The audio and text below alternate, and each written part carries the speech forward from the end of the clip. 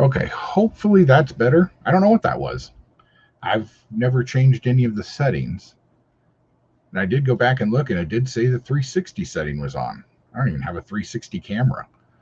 Um, so hopefully people will move back over here in a sec. Until then, I can fix a couple little things here. There we go. Share that. Back to here. Nate, I don't know what that was. Now I see what Tina was talking about. That's funny. TW Arcade, how you doing? I'm gonna have to go back and watch that. I need to. I'll erase it, but I'll go back and look at it and see what that was. That was pretty weird. Okay, so hey, Downfall. Uh, thanks for coming over. So to kind of recover what I was talking about, I'm not sure what the future direction of the channel is going to be. Um, Toy hunts are horrible here. They're mostly empty, and I'm doing good. I am, except for hunting. Sleeping, your area is incredible. If you're out there looking out and about, the villains line of Marvel Legends is out.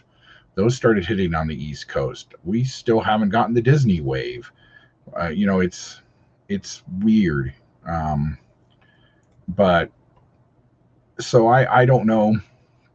I know you guys like me doing hunts, but I have nothing to show you, and I feel like I'm wasting your time. And I don't like wasting people's time. I can't. I'm not going to be one of those people who lies on their headers, saying, "Oh, look, scalper caught doing this or that," and there's nothing in it. It's a lie. That's just not who I am. Hey, Prentice, how you doing? Yeah, Tina. Now I see what you were talking about. That was funny. Um, and so I'm not going to do that. I'm not going to say, here's this item on clearance when it's really not on clearance, or you know, um, you know, well, a funhouse would be a perfect place for you, John Joker. You know, yeah, and I don't do the clickbait thing. So I don't know what I'm going to do. I think I may start turning my collection videos into longer videos that are actually me talking about each of the items. Um, I need to, uh, just kind of trying to figure out what I'm going to do, and then maybe do a toy hunt a week that is longer. Um, if yeah, Arcade, I might start doing that. Um, it'll be cool.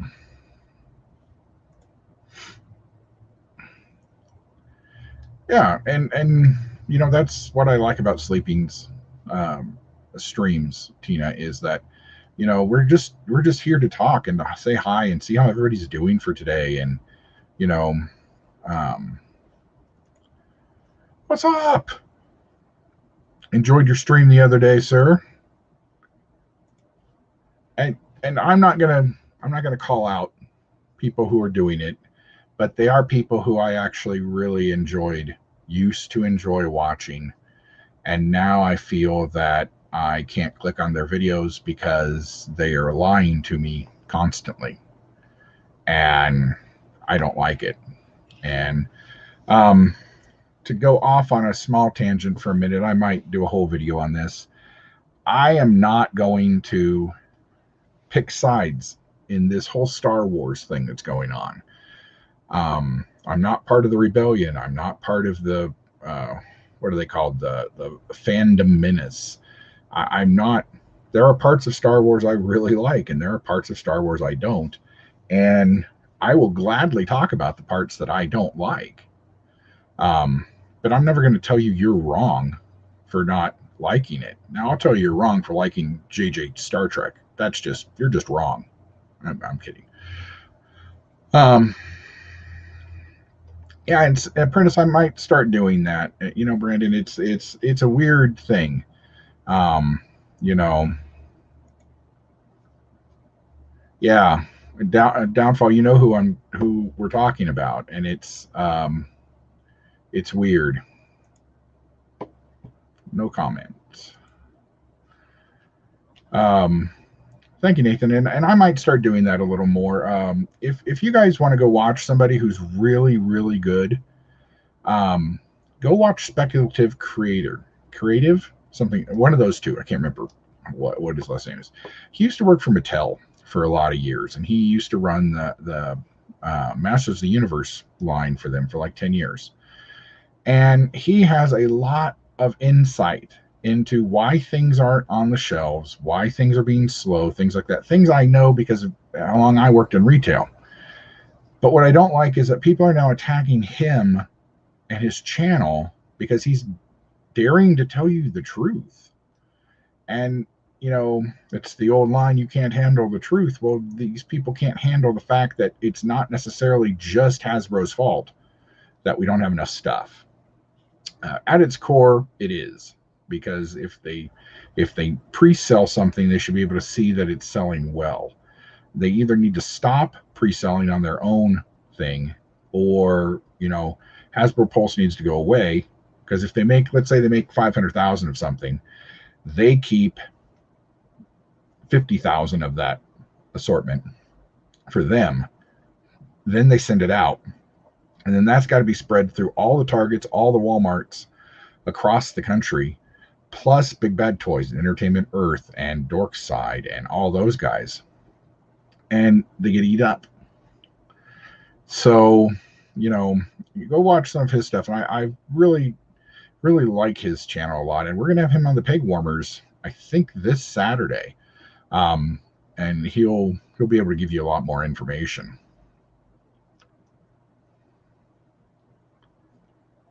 Yeah, and maybe that's something I'll do, is start live collection reviews.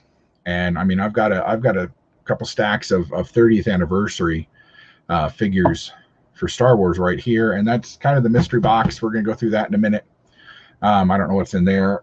I took the tape off, and just a little bit, it looks like there's some Toy Biz and some Micro Machines, but we'll see.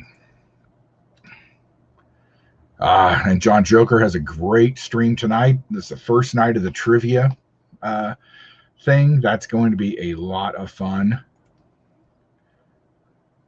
Downfall versus Nathan is going to be a blast. I can't wait to see how this is going. I am getting there. I just need to figure out what all the categories are. I forgot to write them down when Ed said what he wanted. So then I'll do a little bit of studying, and we'll go from there.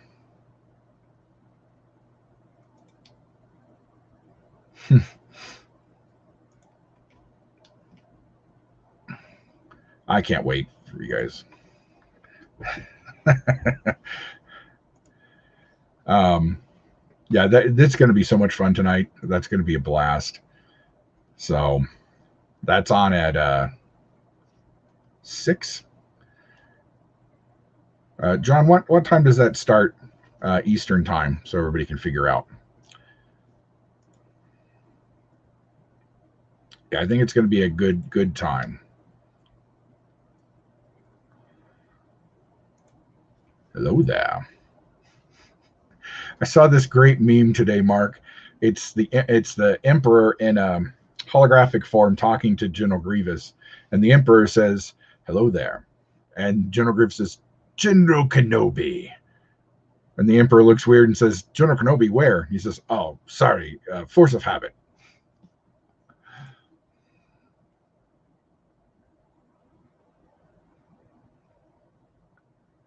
It is. And you know, I don't, like I said, I don't really even care about the monetization anymore. I really don't. Um, I don't. I never got into this because I knew it was never going to make any money. This is, it's too late. You know, like Papa Gord says, we got in too late, and you know, Okay, so 9 o'clock Eastern, 7 my time. Okay, cool. Yeah, and it's we all watch stuff, and I know I get that too. But you know, hey, sleeping. Yeah, John, sleeping's got some great thumbnails. Those really are. And I need to take some time when I'm at work, when I'm got some downtime, and just turn on uh, how to do some of those things. I can't afford to have them made for me. Once I figure out how to do it, I can do it. So we'll figure it out. Back to the Future comic book first appearances in Star Wars OG. Okay. Oh, okay. I can try and do that. Back to the Future comic book first appearances. Okay. An OG Star Wars, so the first trilogies. Okay, gotcha. Hey, Dave, how you doing? Thank you. Yeah, not too bad, not too bad. I'm headed for the Hot Toys.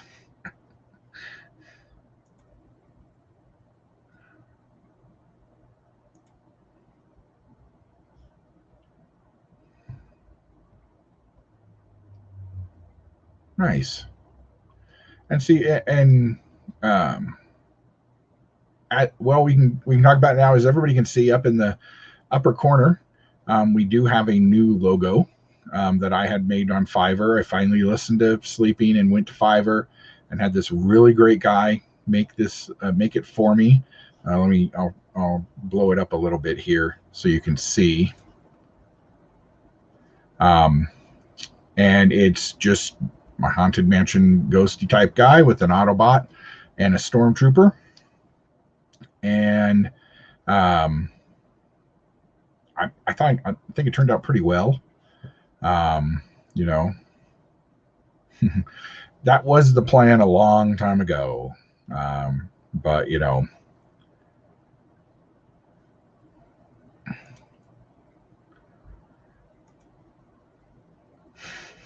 I'm not good at smack talk. I'm gonna have to figure it out. I don't know anything. I don't know anything about Ed, so I'll just have to do a wrestling intro type thing. So, um, one of the other things is over on Teespring. I've started a little shop where you guys can buy T-shirts and stuff. I've pinned that up to the upper corner. There are literally dozens of type of colors. I've got some hoodies on there and some phone covers and some glasses. I ordered me a couple of the pint glasses and the housewares, one of the stainless tumblers. Those haven't gotten here yet. They can come in tons of different colors. If you guys want to grab something, go grab something. I tried to change the prices to make them pretty reasonable. I don't think anybody should pay over $20 for a shirt. It's crazy. Oh yeah, that's right. Thanks, Nate. That would have been in a previous stream. I don't know. Let me see. Okay, there we go. Let me see if I can get in here real quick. Oops.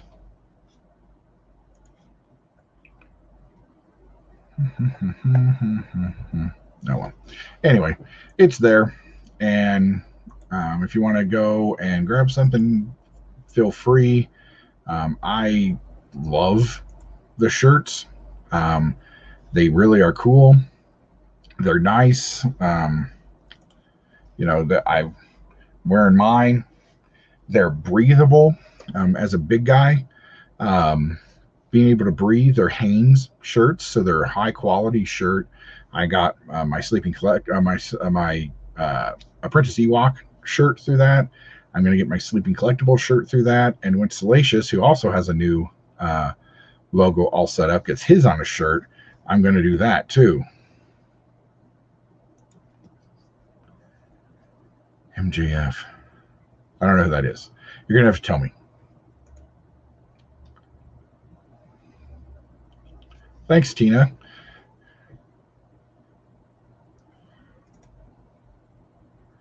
I don't get the. I killed that. The pillow is still there, but I killed that yellow color. I don't know why it defaulted to that weird yellow color. Same with that beach towel. So I actually removed the yellow option so that it won't be there anymore. It should have updated by now so that it won't be in the yellow color. But it cracks me up. Teespring takes a while to update stuff when you're fixing things. So yeah, but let's see, add to stream. No, get rid of that. Stop screen.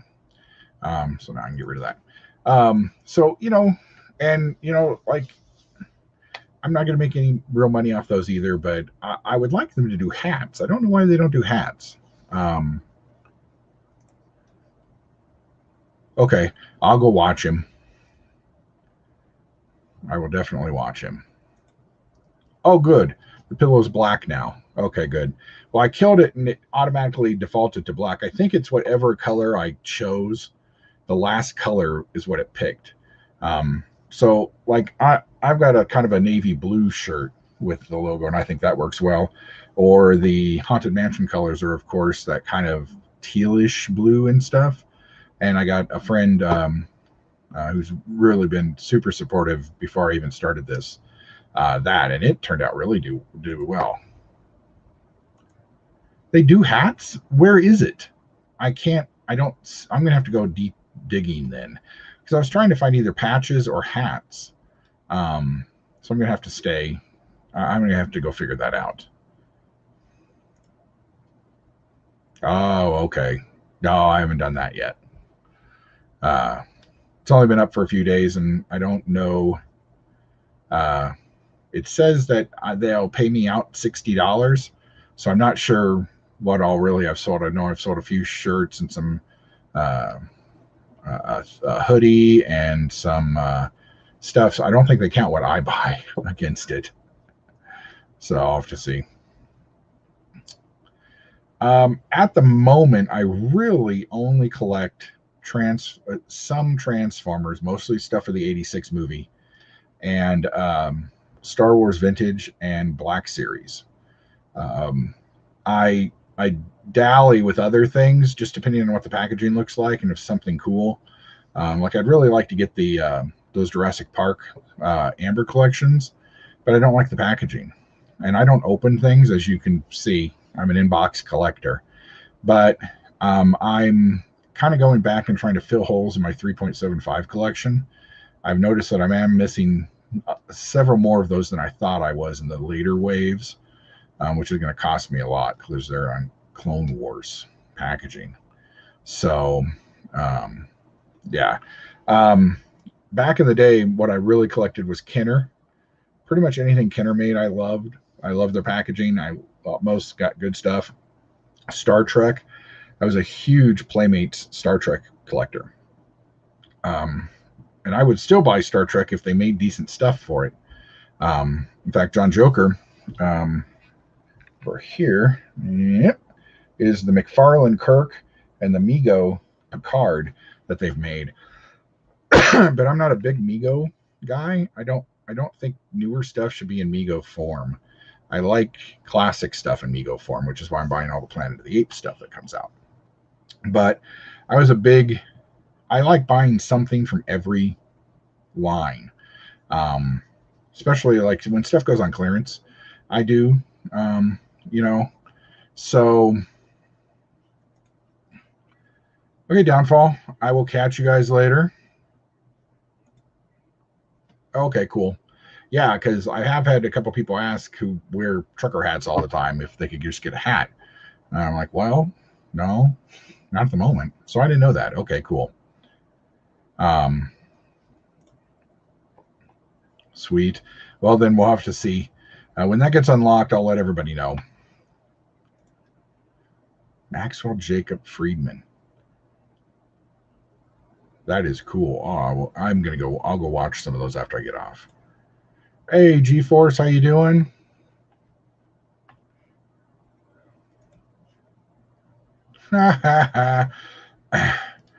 Baby, you have no idea.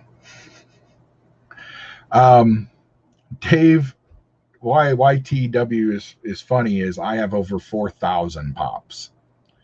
Um, I have just about got one whole area completely cleared. You can see, if I can get this around here.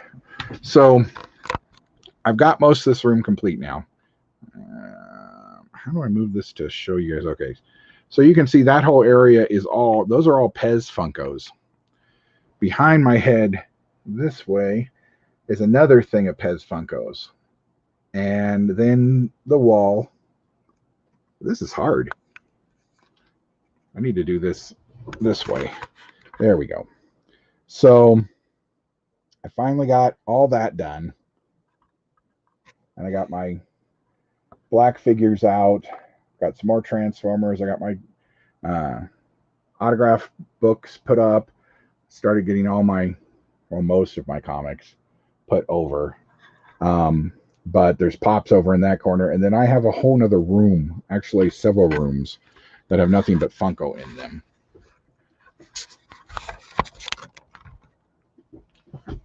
Sorry, that might have been jarring for anybody watching on their phone.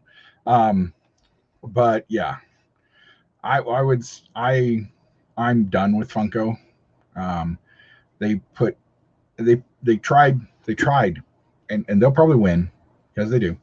They put out some new stuff for Funkoween today, which is 15 new pops, all Disney villains, and a completely new wave of Mystery Mini Disney villains. And most of them look like they're going to be common, but then there's of course a Hot Topic one and a you know, everybody's got their own little exclusive. Hey, Cat, what's up? I love that everybody's going to actually study for our trivia thing. It's going to be great.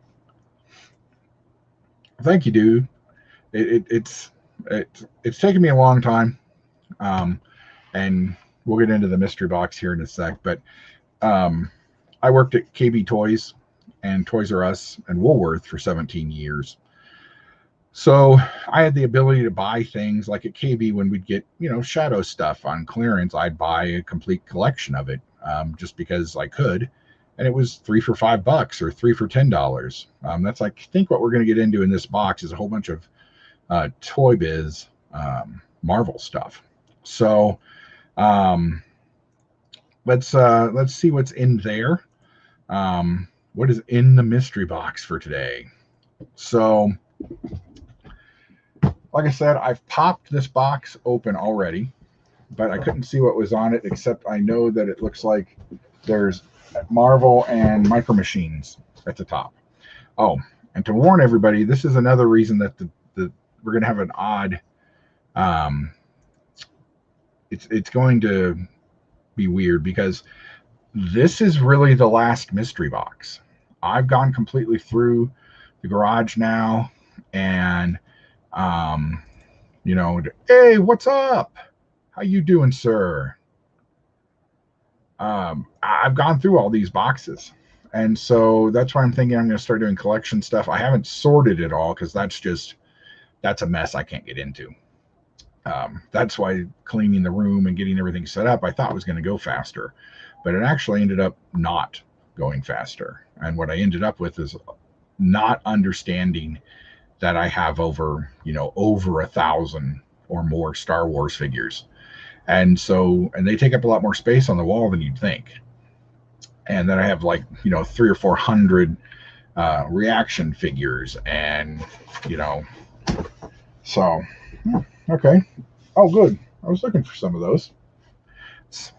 Now I have to figure out what that other box was. So first thing out of the box is Toy Biz Overpower Adam Warlock. Now, Overpowered was a card game that they put out back in the day, and it actually comes with several cards. Looks like 2. But this was one of the first times they did a really nice Adam Warlock figure. It doesn't show the other figures in this wave. I think there were 4, if I remember right. But oh, cool. Spider Woman. She was in the first wave of Iron Man figures, and these are all based on the Iron Man and Fantastic Four cartoons. So there's that green mandolin everybody seems to want now, since they understand that's never going to be made again. The box. Oh, Ben Grimm. This is Stomp and Clumber. Oh, it has a battery. So when you stomp the ground, it makes cool noise.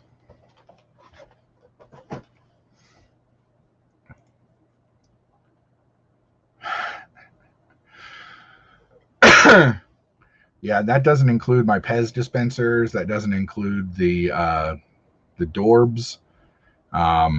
Yeah, because the Pop app doesn't work properly on my phone, so I can't even keep track of what I have anymore. So it's sad. Yeah, I love these. John actually was just asking about this figure the other day. He wants a flame-on Human Torch, but he wants it in the Black Series. But this is a Black Series figure. It has 39 points of articulation. You could basically repackage this into Black Series packaging, and people would probably be happy with it. But this is, of course, based on the Fantastic Four movie. The first one, not the horrible one with the Silver Surfer. Not that either of them were that great. There's more Toy Biz, but first we have to get to it. These are Galactic Heroes. These were made by Hasbro. It's part of the Play School series. This is Forloom and Bosk. And when these first came out, people mocked me when I said they'd be popular and that people would actually like to buy these and to buy play sets and stuff. And they're still going. So next up is IG-88 and Zutkus.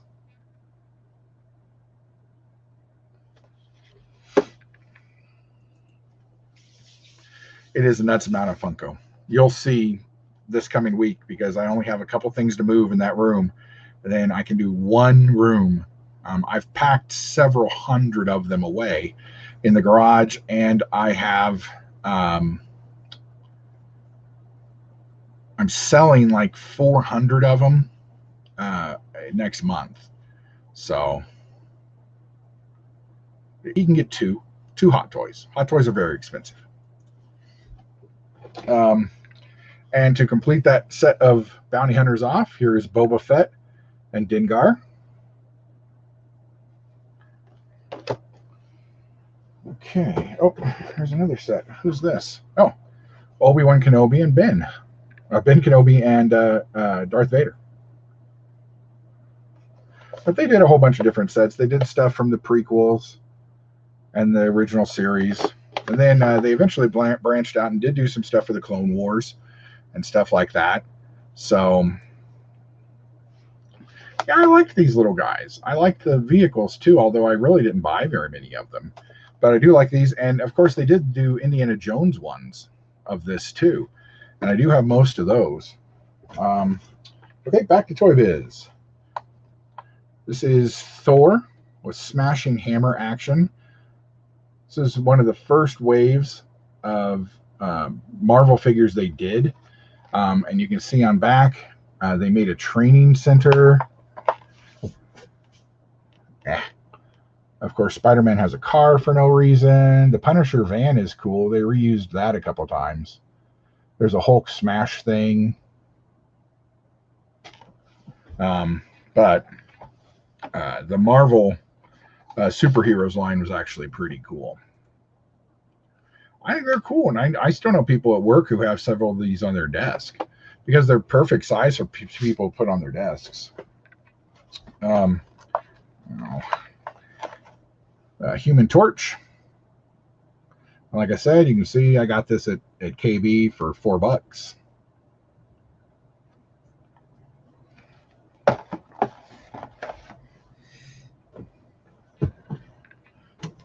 Here's the Wizard from the Fantastic Four. He's the leader of the Frightful Four. Let's put that there. Here is Triton.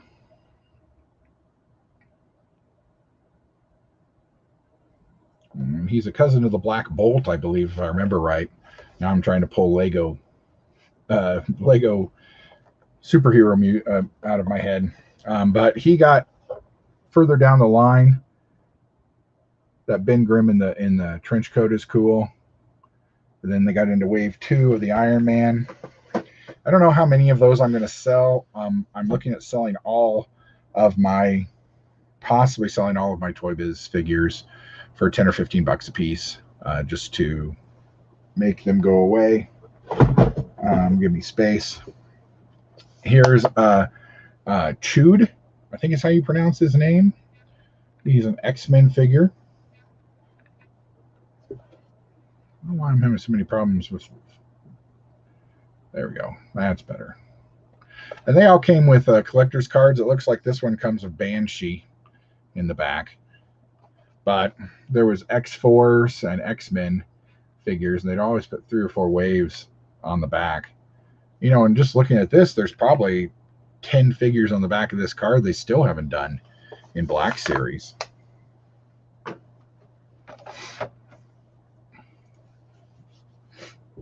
That is a lot of Hot Toys.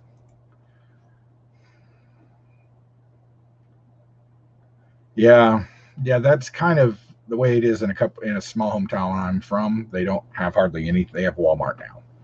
Even their GameStop closed, and so they don't have anything anymore. But Professor Xavier.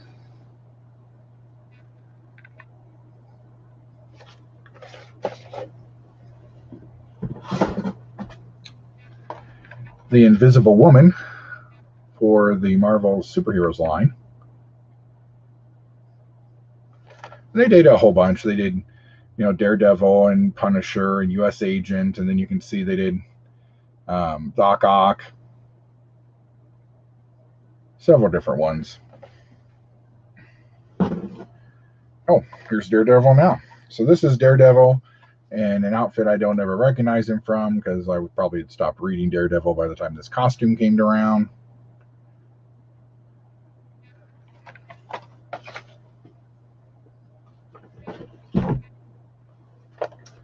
Here's Colossus.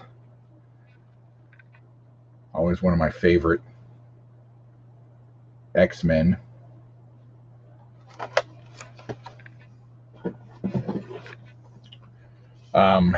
Mr. Peter Parker, Spider-Man.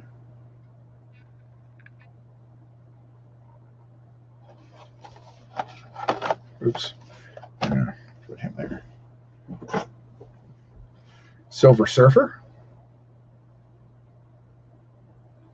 And his surfboard has wheels on the bottom of it. I don't know if you can see it. So it looks like a giant skateboard. But it gave the action that, he was sliding along. So that was pretty cool.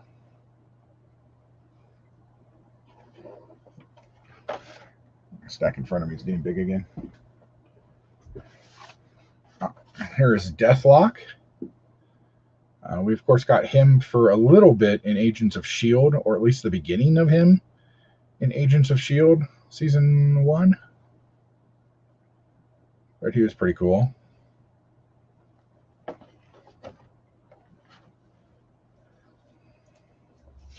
Yeah, and he's classic Spidey.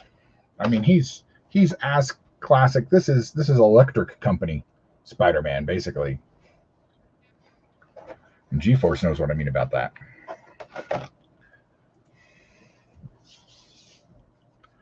Yep. That's why I'm not a huge Marvel fan, but I bought a lot of these because I really like the packaging. And Brandon, Apprentice Ewok, he got sucked into some of the Black Series Marvel stuff because they started putting him on the classic Spider-Man 90s packaging from the animated series. And so I've almost got sucked into those myself. But somewhere I have the original, so I don't need it. So, hey Mike, the man from tomorrow. Welcome, sir. Just going through a quick box of stuff. Let's see. Oh, here is the Green Goblin. Classic Green Goblin. Got a pumpkin thrower that he can toss out there.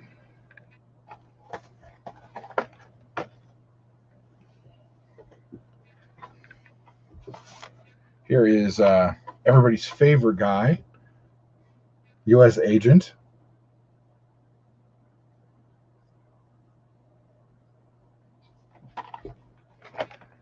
Stay. Oh, we were just talking about him the other day. Here is Morph. And we couldn't decide if he had 2 or 3 faces. He has 3. He has a face that is kind of changing. Then he has his head, he has Cyclops, and he has Wolverine as a head. So, John, there's your answer. There's 3 of them. I'll move a couple of these things before they completely fall over on me.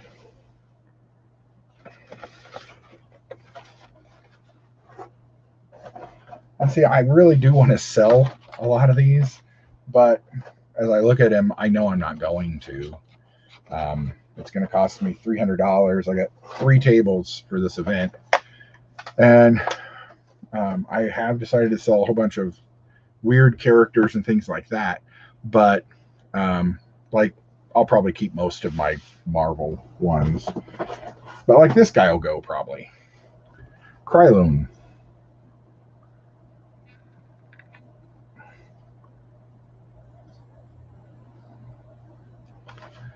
And he's got a couple swords. But like, this is a guy I don't mind getting rid of if it makes me $15. So we'll see.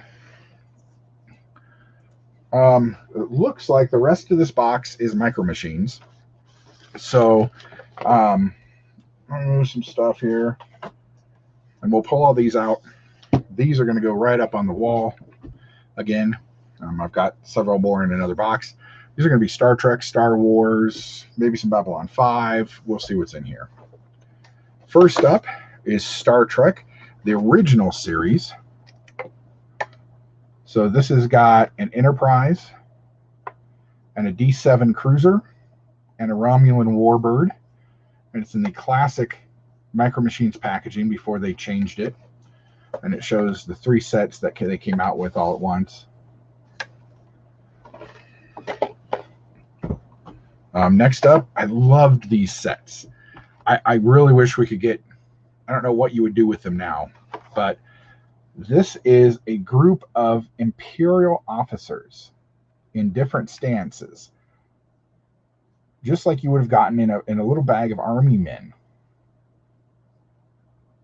And they have a whole bunch of different ones, and hopefully most of these are in here so you can see them.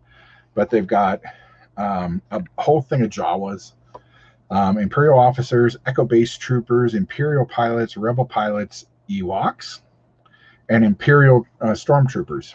And you really use these for your play sets and vehicles and stuff for Micro Machines when they were doing all that kind of stuff. I think we're going to start getting Micro Machines back again. They tried to do some for episode one for Force Awakens, but I don't think it really took off just because the kids didn't know what it was, and a lot of collectors didn't particularly like the way the new Micro Machines looked. Okay, here is a Next Generation set. So this has got a new Romulan warbird, a Enterprise D, and a Klingon attack cruiser, Vorcha attack cruiser.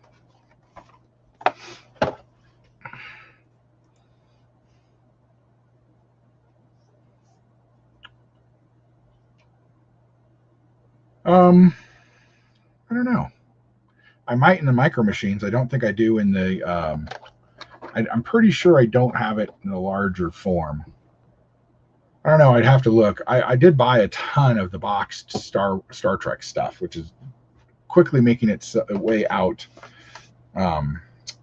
So this is number 1 for Star Wars. This has got a Star Destroyer, a Corellian Cruiser, and a TIE Interceptor.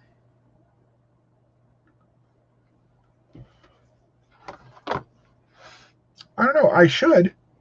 We'll find out, because it looks like most of mine are in here. Here are the Echo Base Troopers. And again, they're just a whole bunch of dudes.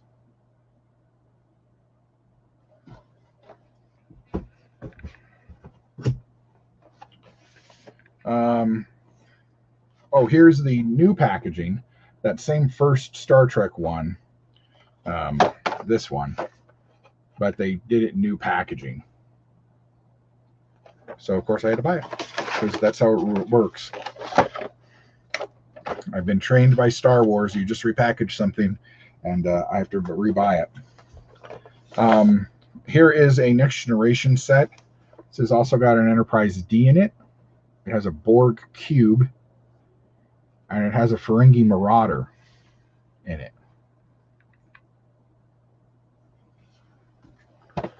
Get that there. Oh, man, I'm so happy these are all here.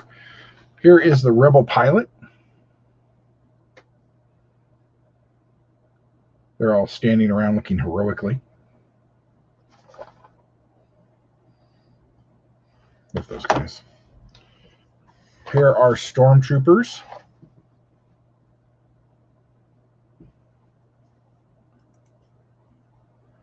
Hey, Darth Rock, how you doing?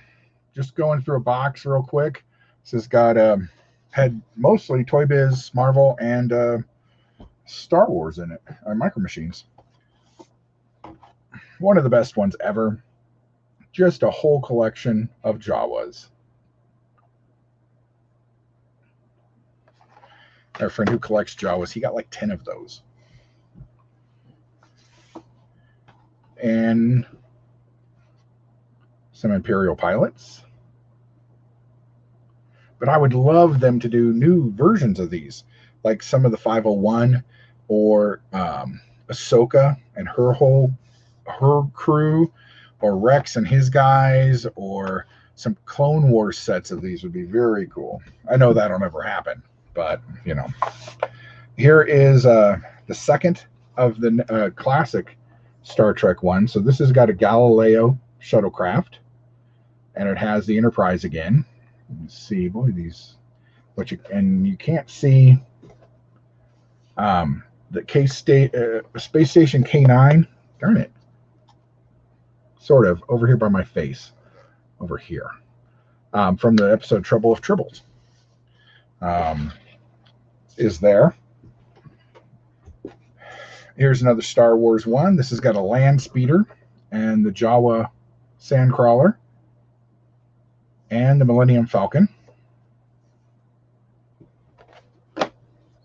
Oh.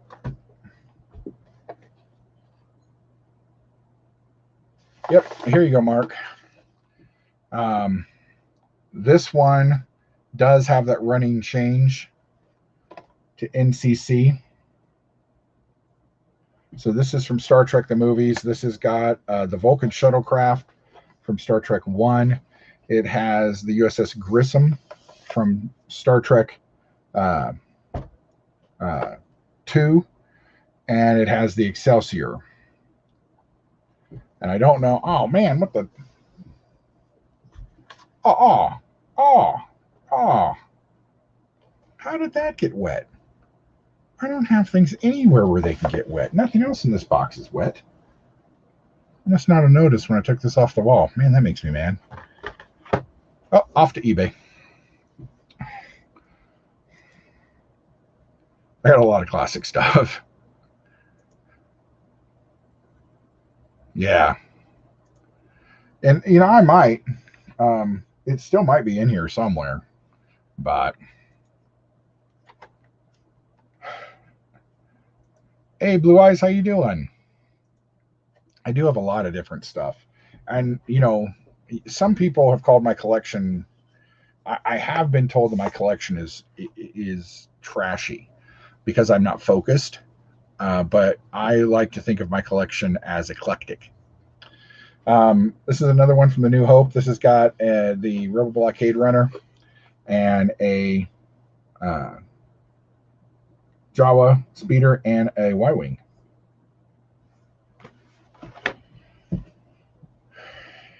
Here's number 3 in this collection. It's got an X-Wing, a Y-Wing, and Vader's TIE Fighter. So here's the last one, and it has a Y-Wing in it. And here's another Y-Wing. So then you ended up with different Y-Wings. I don't even think they painted them differently. Yeah. Oh, speaking of X-Wings and Y-Wings, check out what I pulled out of a pack. And I'm horrible at getting packs. But somebody gave me a quick buy on a master work card because he didn't know who this is. And he let me pull it. I got General Merrick. Very cool. Very happy to have gotten him. He will go very good into my autograph collection. So, thank you. Yeah, and I used to have quite a very good focus with Star Wars, Star Trek, and Transformers. But then as they died off, I bought more and more different stuff. Yeah, and I've got some stuff from Europe and things like that I like. But, you know, here is a Ferengi Marauder, the Borg ship, and a new Galileo from Next Generation.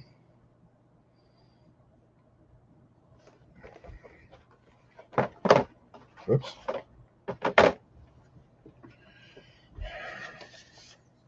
Here is another, this is the Empire Strikes Back set.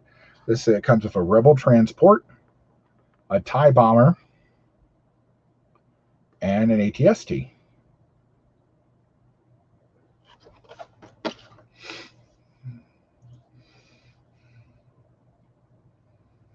I got to get that box off to you. Mark, when is that? So I can make sure I get it off as soon as possible to you. Vending machines are underrated.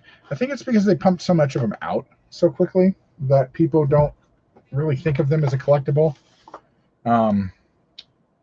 Here's another Star Wars set. This is yellowing, unfortunately, but an X-Wing, a Star Destroyer, and the Millennium Falcon.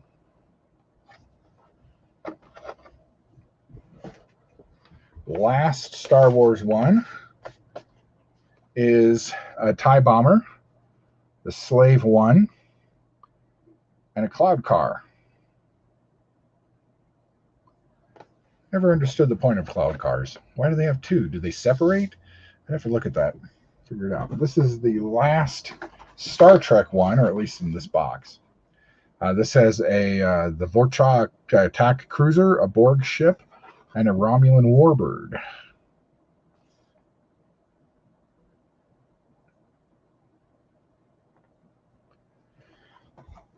And you know, they did all kinds of stuff. Just out of my way for a second. You know, they did mid-range vehicles like this guy. And then they did larger play sets and stuff. But then they did stuff for all kinds of things.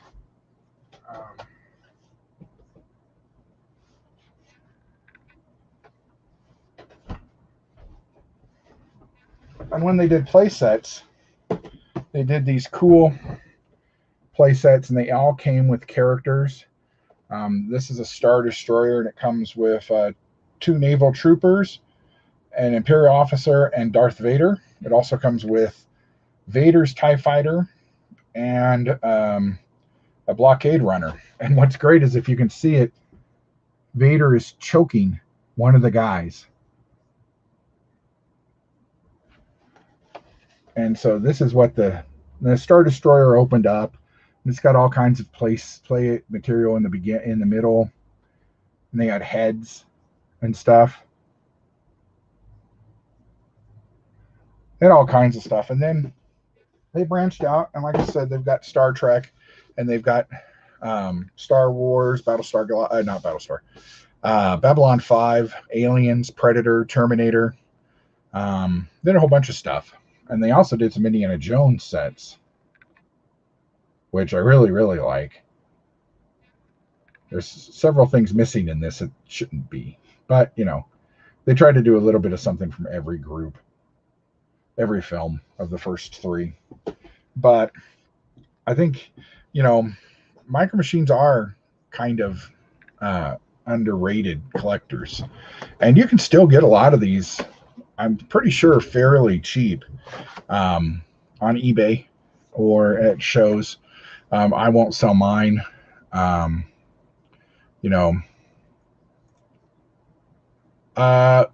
I might. I did buy a lot of those, but I don't remember. And see, the box art, that's why, people give me a hard time because I don't open anything. And they say, well, you could keep the boxes. And I said, well, that would double my collection size. So I like just being able to, look up and see my Asterix figures and Marvel and Ghostbusters and Terminator and Warriors of Virtue and Jurassic Park and Addams Family. I'm scatterbrained as a collector, and so is my collection. Oops, sorry. But I like being able to see the packaging. The packaging for me is half the battle to getting me to buy anything. That's why I don't buy Hot Toys. Hot Toys are beautiful. Hot Toys would really look great in my collection, but I'm not going to open them. And I've seen what the inside of them looks like, where you can't really see the figure that you've bought, because it's really packaged really well, and it's in there, and you got all the pieces and stuff. That's why I'm afraid when they start taking away our windows on the Black Series figures, I might get bored and not buy them anymore, simply because I like the packaging. And whether it's classic Battlestar stuff or things like that, good. They don't put as much thought, I think, into packaging as they used to. I had to take a couple weeks off. One was for work, and one is because I had a horrible migraine. And like we were saying, I may actually start doing more lives that go over parts of my collection instead of the videos. So we'll see. It is, and I really love that Hasbro changed their packaging for the Black Series to have that picture across the whole thing. Now, eventually, it will annoy me to where I'm putting them that my picture will be cut off and have to go to a different shelf. But I really wish they would have done that with the G.I. Joe figures. Those would look cool. I love the side art packaging on those as well.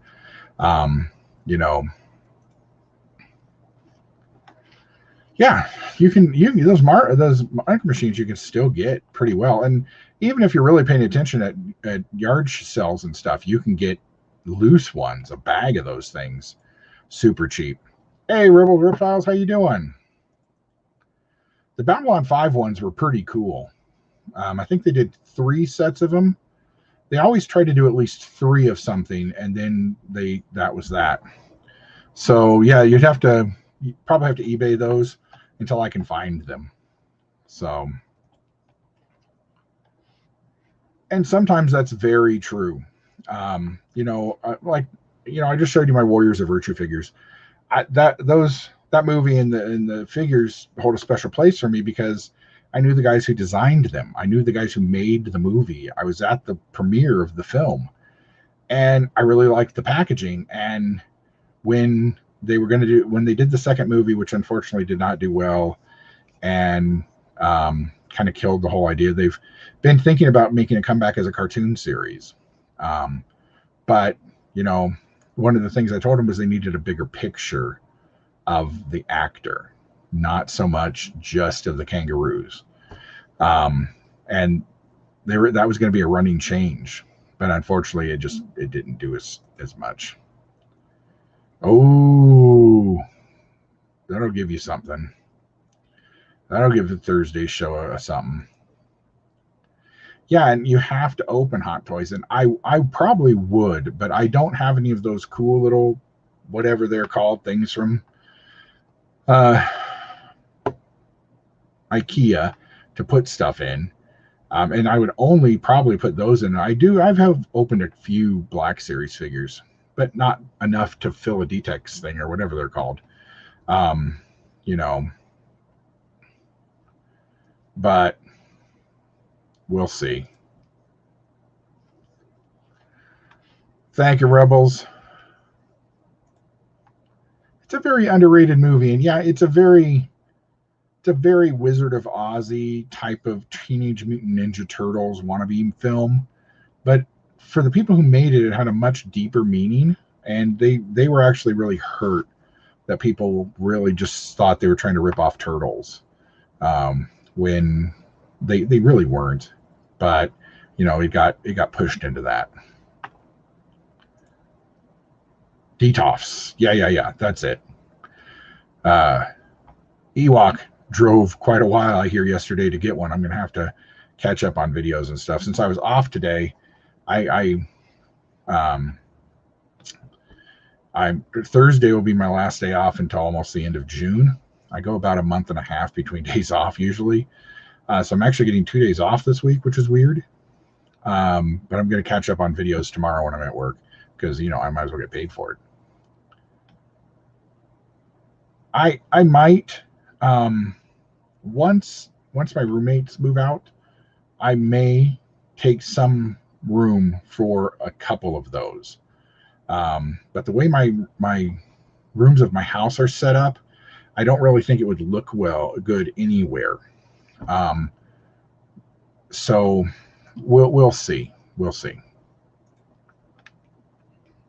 Yeah, you do have to do some work on them, I hear. You need to put some sealant on them to stop dust from getting in them. And then, of course, you need to run lights. But don't give IKEA any ideas that they need to fix them because they're relatively cheap for now, I guess.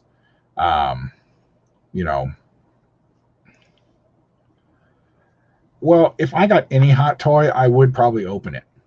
I've been going back and forth about buying that speeder bike. It's got a speeder bike, a scout trooper, and a Grogu. And speeder bike is my favorite Star Wars vehicle, pretty much, and scout troopers are my favorite Star Wars trooper.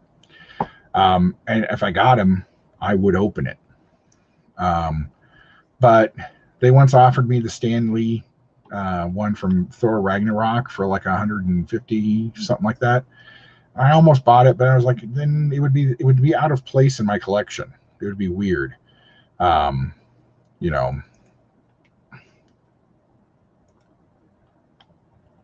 I would, yeah, those glass displays are only $60, and if they add lights to them and they add a little sealant, I've seen that you can fix these things for less than $20.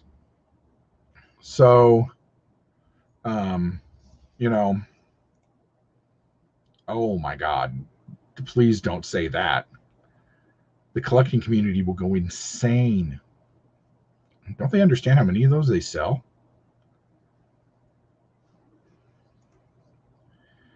I bet you they will. You said they were 59. I bet you they redesign it and it comes out at 99 a piece. And it'll be redesigned just enough so it's slightly taller than the other ones.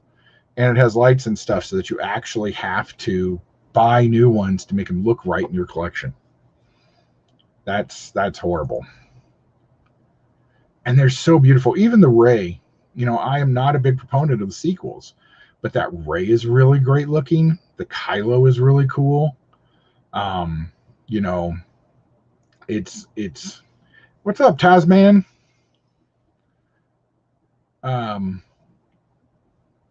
Yeah. Oh my goodness. Well, that would explain why there's been a run on them recently. If you go online, the one here in Denver almost never has those in stock. And so it's either a combination of people buying them all, or they're slowly not restocking them so that SKU goes out. So that sucks. Yeah. I would not be surprised. Kind of like the baseball holders. If you've never seen them, a big thing through the Funko community is getting these baseball bat holders. They've got a cool hinged top, and you hang them on the wall like this, and they hold pops. So loose pops will fit in here. You can get about 12 of them in here. And these, you can get these at Michael's and what's that other place? The other craft place. And when people figured this out, there was a run on them. And so then they started actually making them. So now they have a light bar across the top, and they, doubled the price of them. They have a staircased one. But there was a run on them, and all the Funko people would go out and buy them all. And much like you'll hear on Pig Warmers Sunday, they weren't supposed to sell through those that fast. And it took them a while to get them back in stock. So, because they only come 3 to a box, because they're glass and you don't want them to shatter. And so then they started shipping them 6 to a case, and they had them in stock a lot more. So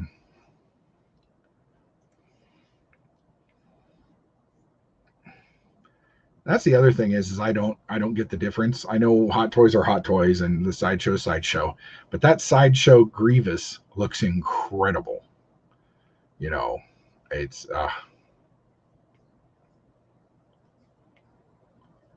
yeah, and it could be because they only get 2 and then they sell out. It's nuts. It really is.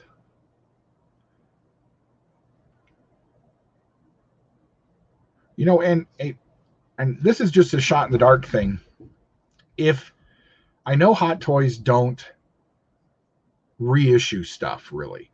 They always update something when if they update a figure, they update it, and there's a reason for it to be made. If you guys could buy outfits, separate outfits for past Hot Toys, so that like Dave's saying, he looks the costume's kind of beat up. If you could buy that, would you? I also think if they sold weapons packs, they would do really well.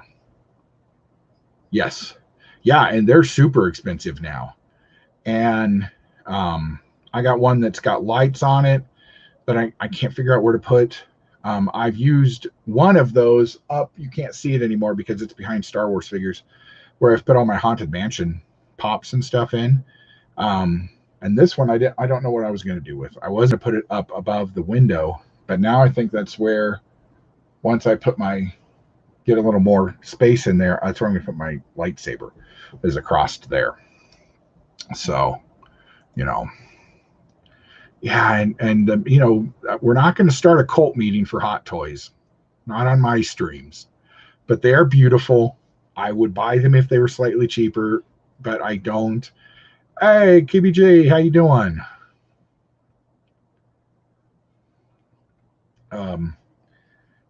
I don't. I wish I could see them better in the packaging. Thanks, Sleeping. That's nice.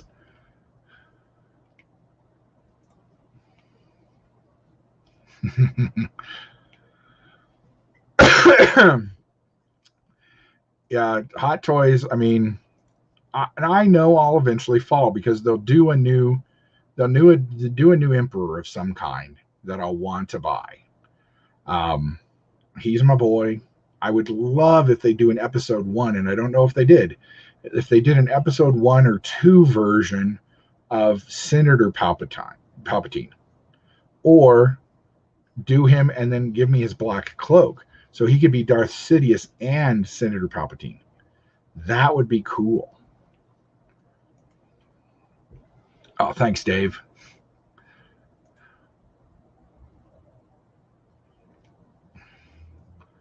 As you should. Hello there.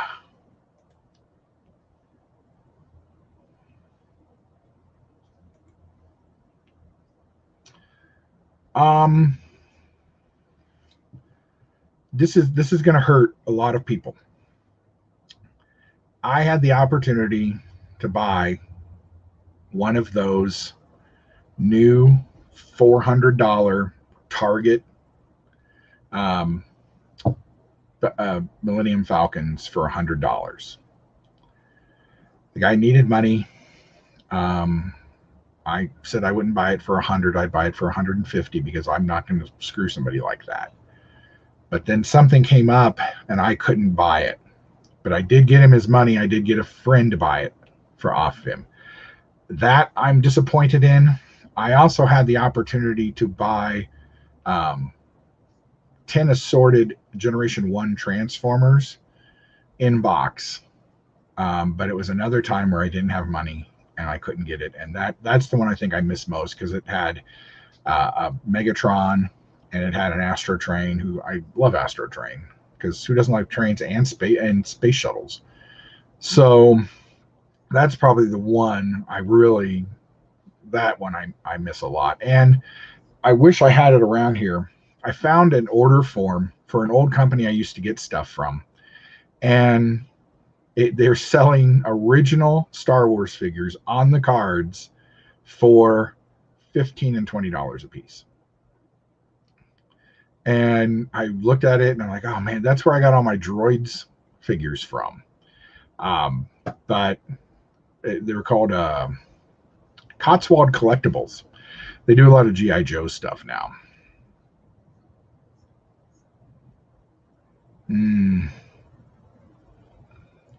Yeah, there's a lot of that. I would really like to go back and work on getting all the original Star Wars figures on card. I have about 20 of them, but I got into that late because I opened every Star Wars figure I ever got initially. Now, of course, I order nothing, but oh, cool. I love anything history. I would love to go. People get mad at me when I go places because I either want to toy hunt or I want to go to their local museum. And they're like, my county doesn't have anything cool. What do you want to go to their museum? Because somebody took the time to put that museum together, and somebody should look at it, and it could have cool stuff in it. But they get mad at me when I travel. Yeah.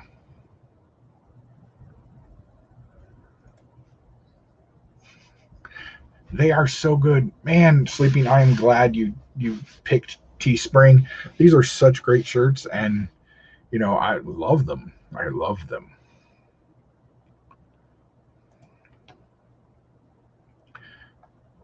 I would also like to get some of the 12-inch figures from back in the day.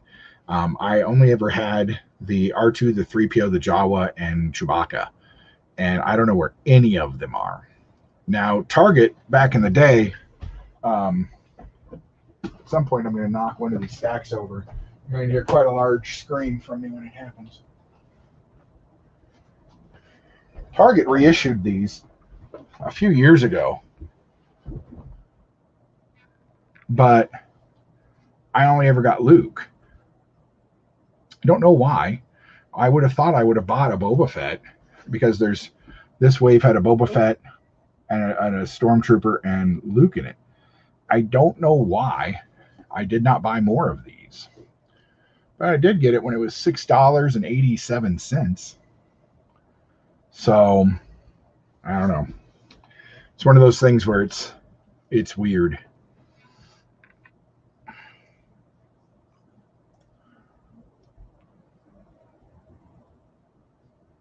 Kai Arts makes some nice figures too.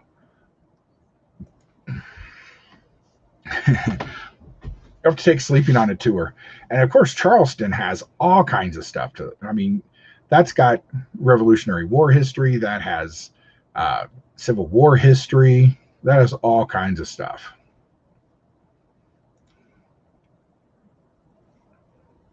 Yeah.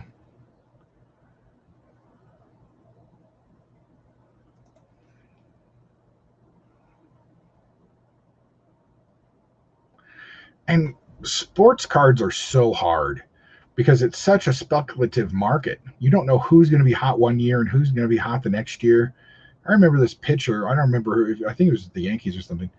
And they were like, they wanted $500 for his rookie card because he was going to be the greatest pitcher of all time or whatever. Then he hurt himself halfway through one season.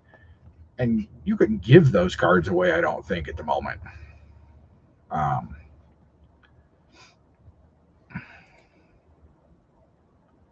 Oh, I would have loved that 12-inch Darth Vader. And I know why I didn't get them as a kid, because we didn't have a lot of space. We moved a lot when I was young. This is another reason that I hoard, is we moved a lot when I was a kid, and I was only allowed to take so many things with me. And what I was allowed to take with me, I could carry in, they're square uh, Star Wars cases, and you could hold 24 figures in them. And those those were the figures I was allowed to have. And I had a couple little play sets that I took around with me forever. But really, if I had bigger toys and things like my Ewok village back there, that had to stay at my grandmother's house because we didn't have space to move it. And then once we kind of settled down here in Denver, then I actually started collecting. That's when I really started collecting. It was in about 1980. And I had space for it.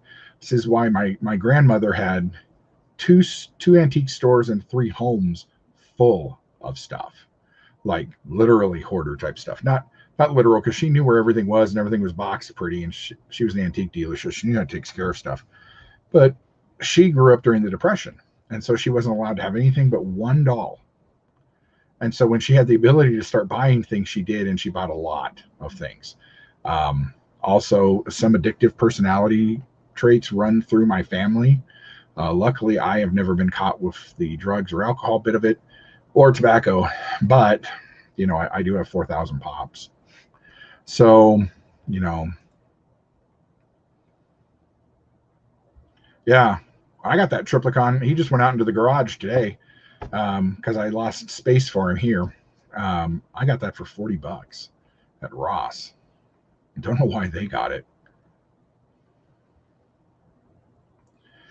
True, and I have when I do my Funko thing, I'll show you guys. I do have a real toy chest that my grandfather made for me when I was 2. And I don't know if we'll do that on a live stream someday, because it'll be hard for me to see both the stream and the comments, because I'll have to do it on my phone. But I'm going to go through that whole thing someday, piece by piece, and we'll try and figure out what's all in there.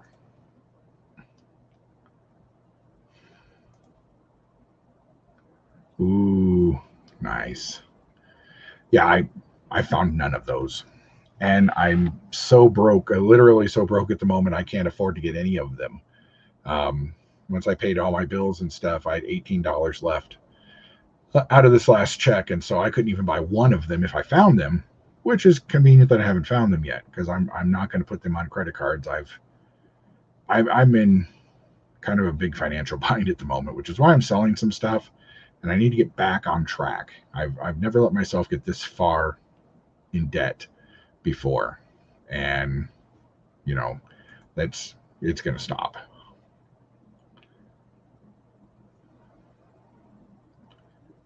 Yep.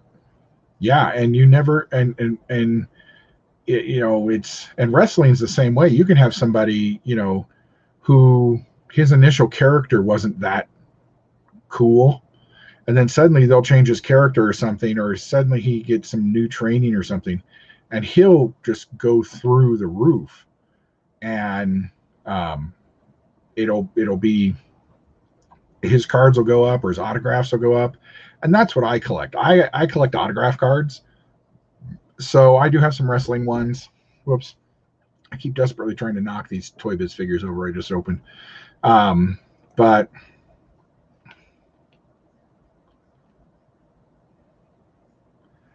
and that's how my grandmother was too.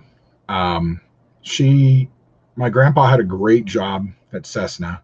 She had her antique store, and so she did really well there. She'd buy and sell. But then in her later years, she got to the point where she was buying things like whole boxes, like boxes of Bic lighters and things like that, things that have no value whatsoever. And when she passed, it literally took my dad almost 2 years to clear her house out because they needed to go through every single box because there wasn't an inventory. Grandma knew where it was. And without grandma, we had no clue what was in those boxes. It was just a house full of mystery boxes. And there's a guy in Canada who has a show. Man, I wish we could have got him to come down and do grandma's house. He's got a great channel that goes through and he does kind of collector hoarder homes. So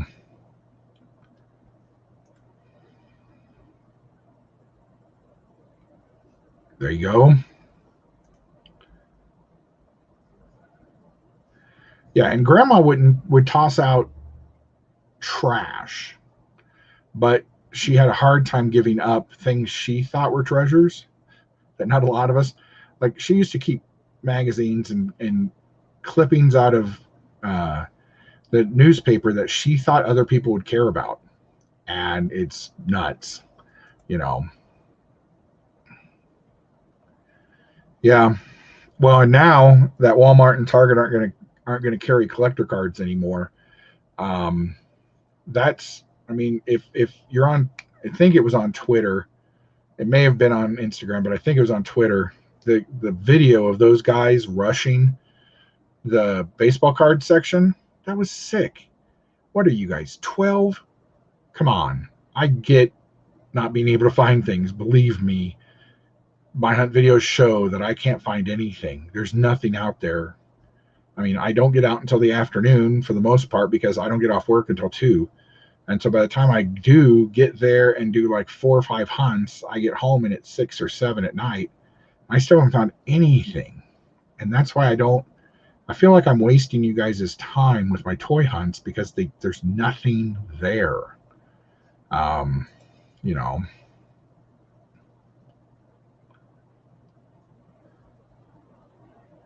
that's what my grandmother, my mom's mom did. She collected little porcelain doll type guys, and she loved mugs. Everywhere she ever went, and she did bowling tournaments and stuff, and so she'd go to cities all over the place. She got the mugs, and those were there until after my grandfather passed. Then after my grandfather passed, of course, we had to get rid of all that stuff. But yeah, once we didn't touch that, you know, and she'd clean them all, and they were all nice, you know. But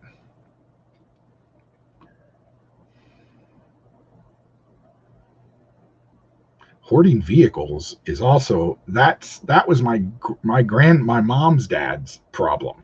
He was a farmer, and so he could always come up with a reason why he needed another milk van or why he needed another tractor or why he needed another plow. So when he passed, he had 27 John Deere tractors, a couple internationals, and a Ford, and he had a boat, 3 two-wheelers, or three three-wheelers, 2 motorcycles, and several farm trucks. And he could always talk himself into buying a new vehicle because he was a mechanic. So no matter what shape they were in, he could really fix them up and make them run. And he had these bread delivery trucks that he filled with his firewood.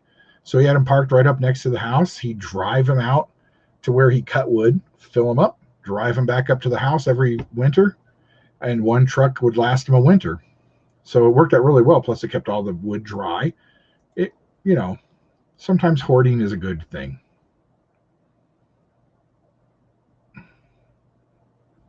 Oh, salt and pepper shakers. Those were my dad's mom's favorites. She loved them because they didn't take up a lot of space, and she just thought they were cute. She'd always pick some up wherever she was. Butter churns. Yeah, that's we'd pull out drawers and be like, what are these? Why did grandma keep any of this? You know? Yeah. And that's what the third house was. By the time when she passed, they'd finally gotten rid of the other two houses except the house they lived in. The third house was kind of I'm not sure what I'm going to do with this house. And it looked it. There was, man, so much junk in there. Yeah, and that's a lot of my mom's parents' generations grew up during the Depression, or they grew up during World War II with rationing, and they really wanted you to give your metal toys up. Most stuff was aluminum or steel or tin toys. Well, a lot of kids gave their toys away during World War II because for the metal drives. And so, and there wasn't a lot of plastic stuff then. And of course, by the end of the war, most toys started being manufactured in Japan and in the Far East. And that's when the big toy, people think that Christmas was Christmas like we have it all the time. And it wasn't. Christmas was just a holiday for most of America until after the war. Same with Halloween. If you go back and look at really the big holiday for Americans was Thanksgiving. You had football, you had getting everybody together. Now everybody got together for Christmas and stuff, but we didn't have the drive of toys and stuff that we got after the war. And so, sorry, I'm going on a tangent on history again. But, with the Depression and the war happening, people felt like they wanted to give their kids a much better holiday. And Christmas became much more commercialized. If you think about it, almost every Christmas carol is after the war, during or after the war. Jingle bells, all that stuff, that was all after the war. Even Santa Claus himself, as Coca-Cola created him, is really a 20th century type invention. So, then that's when we get television programs of Christmas, and we get, where you thought you needed a bike and you needed all this other stuff. And then it was kind of, well, what'd you get for Christmas? And it became a competition. And so I think that's where a lot of that came. I'm sorry, I'll get off that topic. But yeah, and you really, and I've been struggling with this myself, Tina. I could and have thought about selling my entire collection, every piece. I've been offered a little over $200,000 for my entire collection, everything. Now that's probably just about what it's worth, maybe, with my inbox transformers and all that stuff. But I don't know.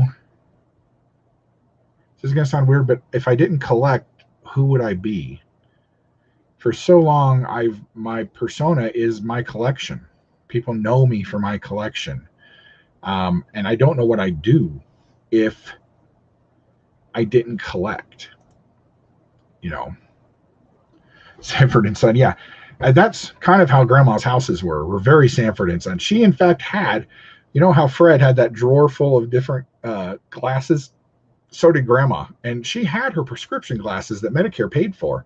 But she'd go over and get a better one because she thought it was easier. It's funny.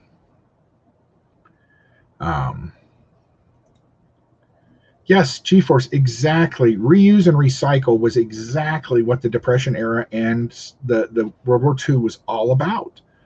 And, it's weird that the Zoomers are picking that up and starting it. But they're doing it out of a need to feel that they're saving the earth.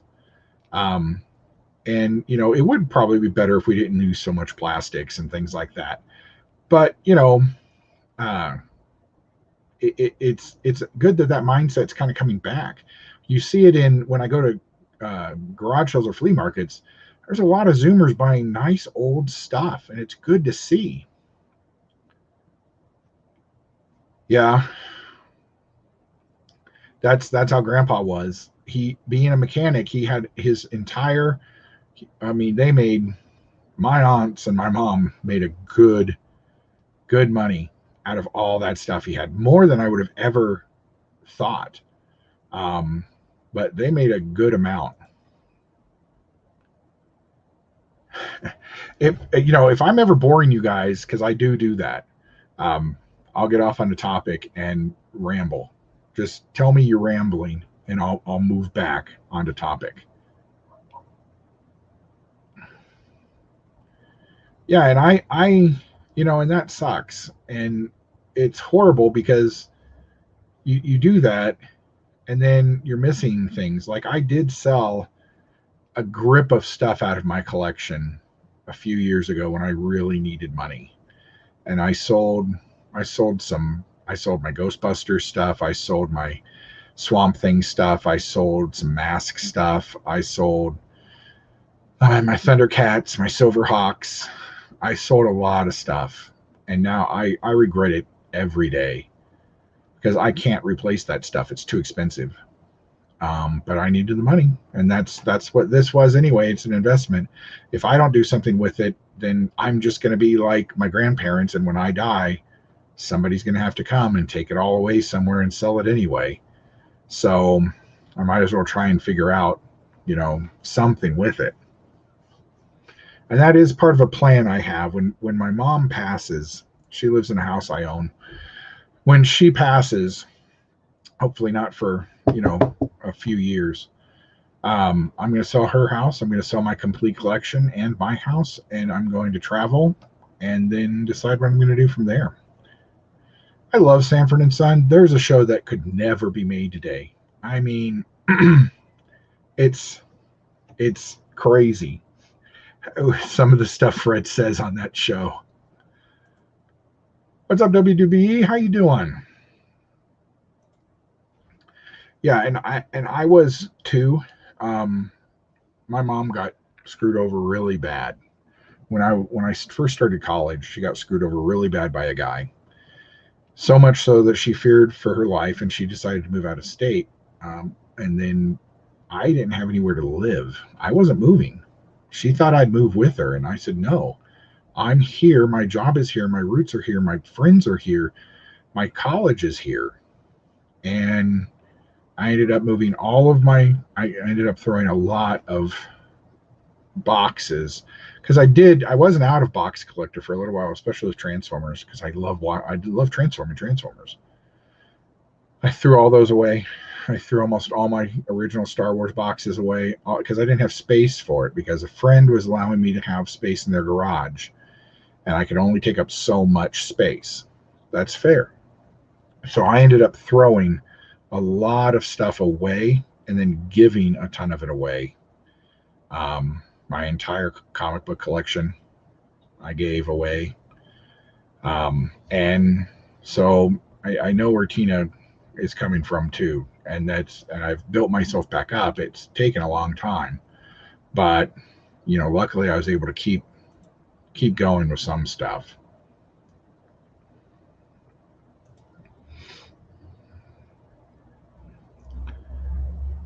The difference between collecting cats and collecting toys is, cats give you love back.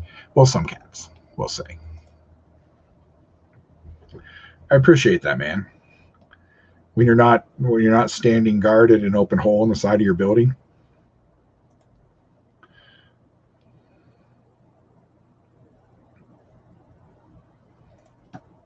Blue. Unfortunately, yes, we are. That's hard, Dave.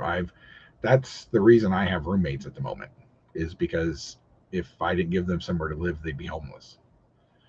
And so they're great friends, and I've known one of them since middle school, and things are finally turning around for them, and I'm so happy for them that finally things are coming back to them. It'll be great. Oh, Dean, don't start. Oh man, I had the Kraken, but I broke his tail, and so Mom threw him away. I had a couple of the figures. I would love someone, please, Super 7, remake the figures. I miss those figures so much. I would love to get some of those. Yep, and Sanford and Son is an American remake of Steptoe and Son, which was a British version of the show, which I think our version was a little racier. Same with All in the Family. All in the Family is actually an American version of a British show. There were several shows in the 70s that we take for granted that were ours, that they're not. But hey, Crazy Eights, how you doing? See, the tail was the first thing it broke. Like my the other thing I'd love to find in box again, or just the box, is the Shogun Warriors Godzilla. And of course, the first thing you lost were his fists, because they fired out and then they're gone. Like, look at what I found. While I was messing around, I found the foot to my Optimus Prime, my big anniversary edition Optimus Prime. So now I can actually stand him up somewhere and show him off. So happy. Yeah. Now somebody could 3D print us a new back.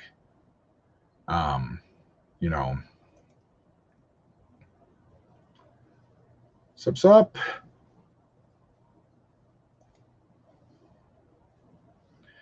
And everybody does something like that, because we're too old for that. Or you give it to cousins. That's where a whole bunch of my toys went when I was a kid.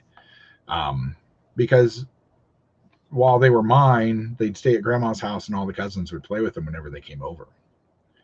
I will probably end up getting one of those. I don't want one, but I do want one. Just like I just pre-ordered, if you haven't seen it, Blue, Diamond Select, I believe they are doing a 3-pack of lighted glow Tron figures in an arcade box as a San Diego Comic-Con exclusive. I just pre-ordered that. I got it from Big Bad Toys. Ooh, do come back and tell us what you think. It's a good one.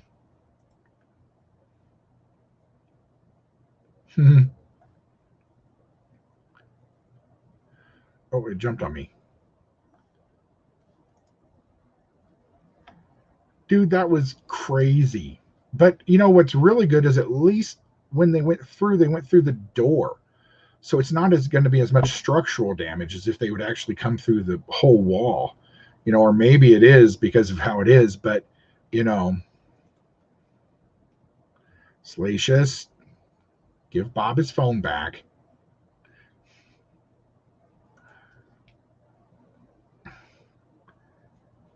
We had something happen like that at KB. They the semi truck that was delivering some stuff next door to us, because we were right next to the dock, and it was really snowy and there was a lot of ice there that you couldn't see.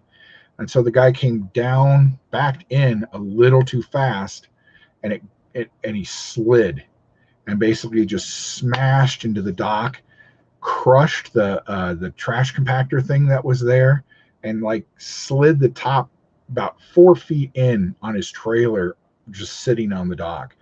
Lucky he didn't do almost any damage to the mall itself, but that was nuts.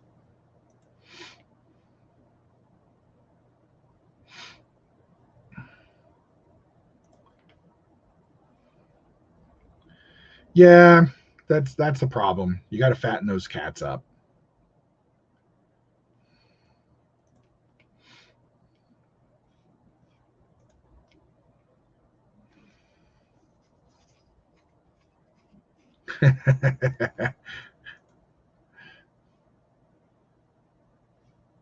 Jeez. Well, and I'm just glad that nobody was hurt, because that could have been really bad. Like I said, if he went through a real wall, those cinder blocks would have fallen back on his car and done some damage. You know. Hey Jesse, how you doing? Jesse, those pictures of my boy Palpatine. Oh my goodness.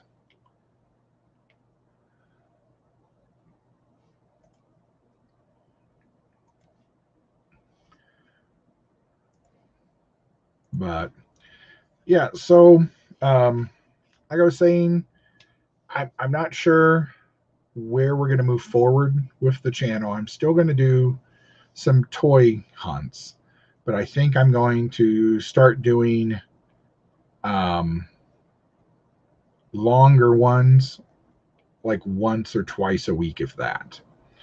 So I might hit like two Targets, two Walmarts, and that'd be one video that's about 20 minutes long, 20 or 30, depending on if I find anything. But if I don't find anything, I'm not gonna put a video up just to put a video up. Um, like I said, it's really kind of bad out here at the moment. So I'm not gonna do any of this um, fake news type things. Look, scalper caught hiding stuff, and then there's nothing like that at all, just to try and get eyes on a page. Um, you know, I, yeah.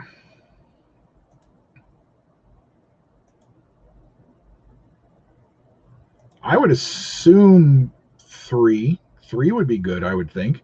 There's got to be another, somebody else on here would know better, but I would think there'd be an Empire, a Star Wars, an Empire, and a Return, um, at least, if not, something else. Blue thinks there might be four.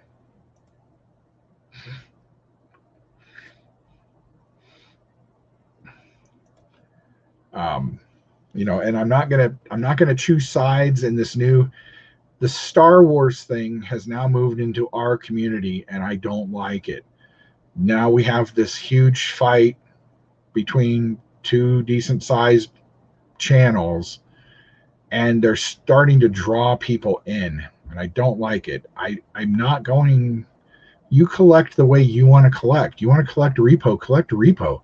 You don't like repo, then don't collect repo. You know, you want to bitch and complain about Hasbro not putting stuff up on the shelves, that's okay. But when somebody explains it to you why they're not there, don't call them a liar and then say, oh, well, you're 25 years of experience in the toy industry and actually making toys means nothing. And this may get a little ranty, but it's really starting to bother me because it's filling my YouTube thread up, because it's bringing in several different people that I used to really like to watch that are now suddenly taking sides in this stupid debate. None of that has anything to do with us. We can't stop Hasbro from putting nothing on the shelves. We can't make them put stuff on the shelves. We can't. None of that means anything. Just collect what you like. Tell us why you collect it. Tell us what it means to you, and move on. You don't need to attack another channel because you don't happen to like a guest that they brought on, because that guest may or may not tell you exactly what you want to hear. I'm sure I've said things that make a lot of people mad, but that's just, I'm not gonna change my view. You can show me facts and I may change my view, but you're not gonna make me like Rise of Skywalker. You will never be able to do that. Oh yeah, that's true. I forgot about the 2-pack of Tarkin and a Rogue One. Well, see now there's 6.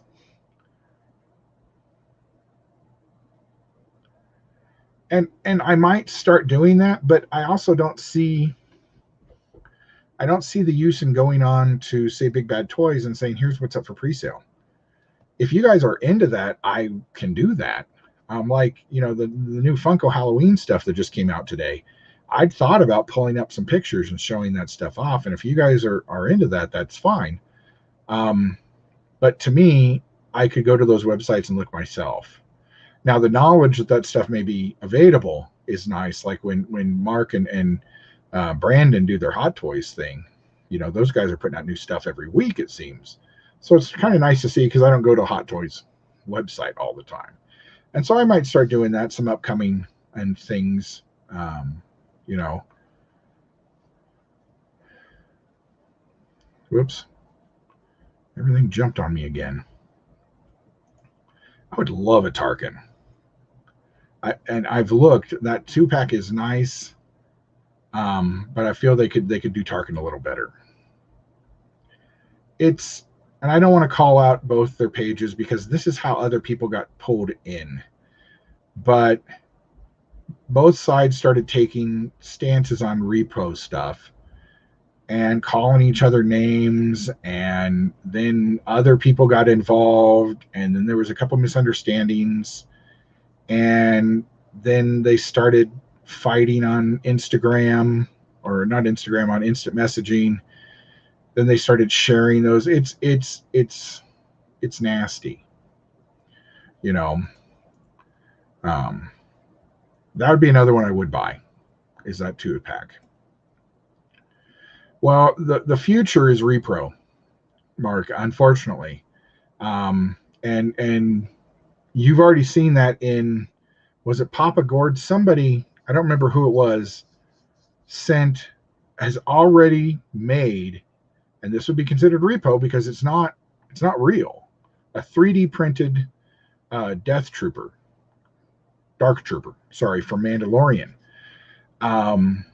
And so that would be considered repo. And eventually people are going to get good enough at the 3D printing that they're going to make what they want. Now, if you're remaking your Jawa figure, you're remaking this guy from 1978,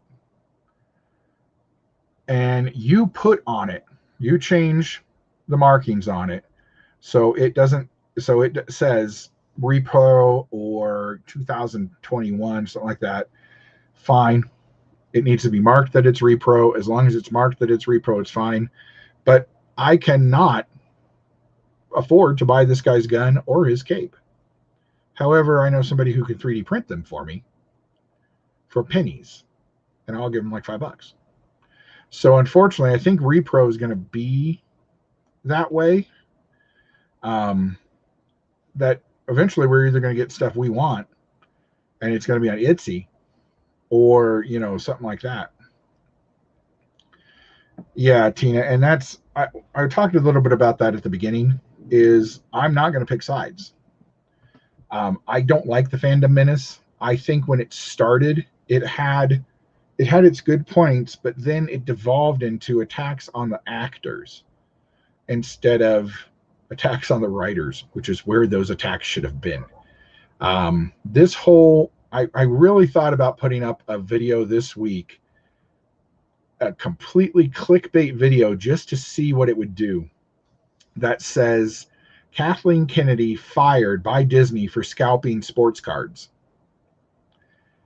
And I wanted to see how it would track.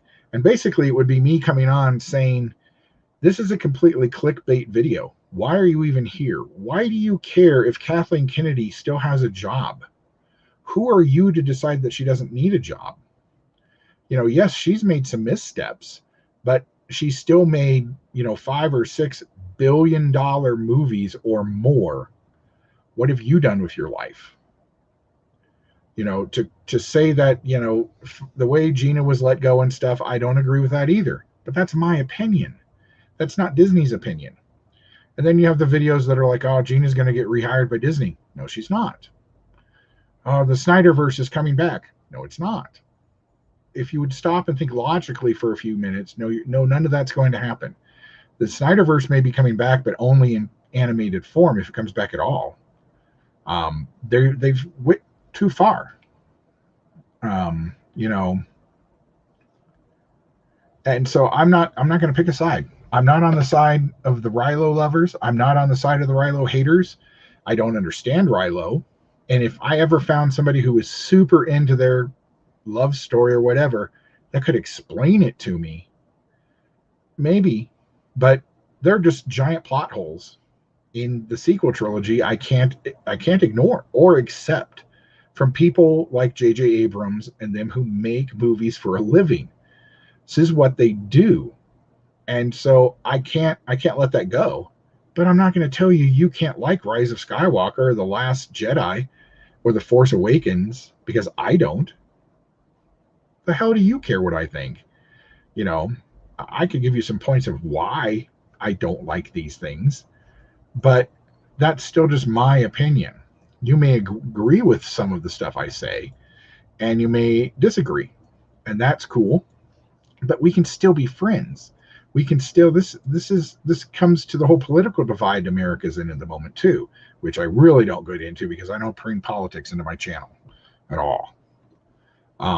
But we've taken these fights, and Twitter has made them worse. And the fandom menace, I've had to block a whole bunch of people and just not follow their channels anymore. It's just horrible. A reverse belt buckle. Oh, God knows.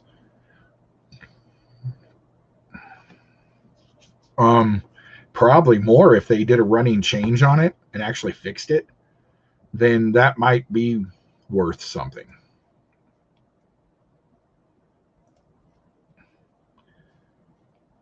And Mark, I get that. And it is cheating to a point, but I don't have access to that kind of stuff. In America, we know what those weapons are worth. You're not going to go to a garage sale for the most part, or a flea market and find my Jawa weapon for like $2. They know what those capes are worth. You might as well just buy the whole new figure. Sometimes it's cheaper just to buy the whole figure for $30, $30 or $40 with the stuff than to just try to find it in particular. Yeah, and the drama pulls people away, and it makes people. I was on the side of the fandom menace in the beginning because I could see the horrible things they were doing to Star Wars that wasn't making any sense. Why are they making these choices? You had people like Mark Hamill who was saying things, and then when he figured out it was in his best interest not to anymore, he shut up. And shutting people up, I don't like. You cannot like the movies. It's okay. You can love the movies. It's okay. You can hate the Clone Wars. You can hate Bad Batch. And after this last episode, I don't blame you. But it's one thing to not like something. It's another thing to take something that somebody loves and run it into the ground just to make yourself feel better, which is what I feel both sides are doing in this now. Both sides are toxic in their own way. The fandom menace much more so, because they come out it seems from a attack against the actors, which actors can only do what they're given on the page, and that's, I don't know. Exactly, sleeping. Exactly. Like, sleeping does not like was it back? I can't remember if it's Back to the Future or the Indiana Jones films. And I get that because he didn't grow up with them. He grew up knowing what they were as tropes. So he got, it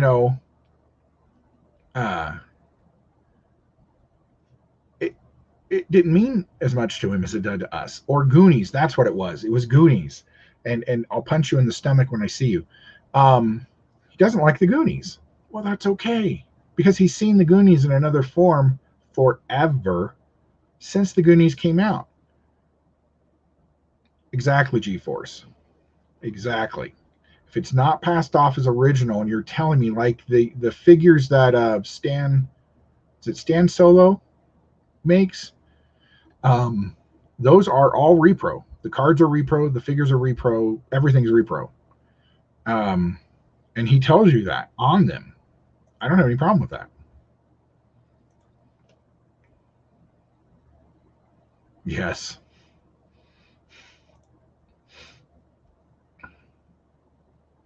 And that's what I don't like, is passing stuff off as originals.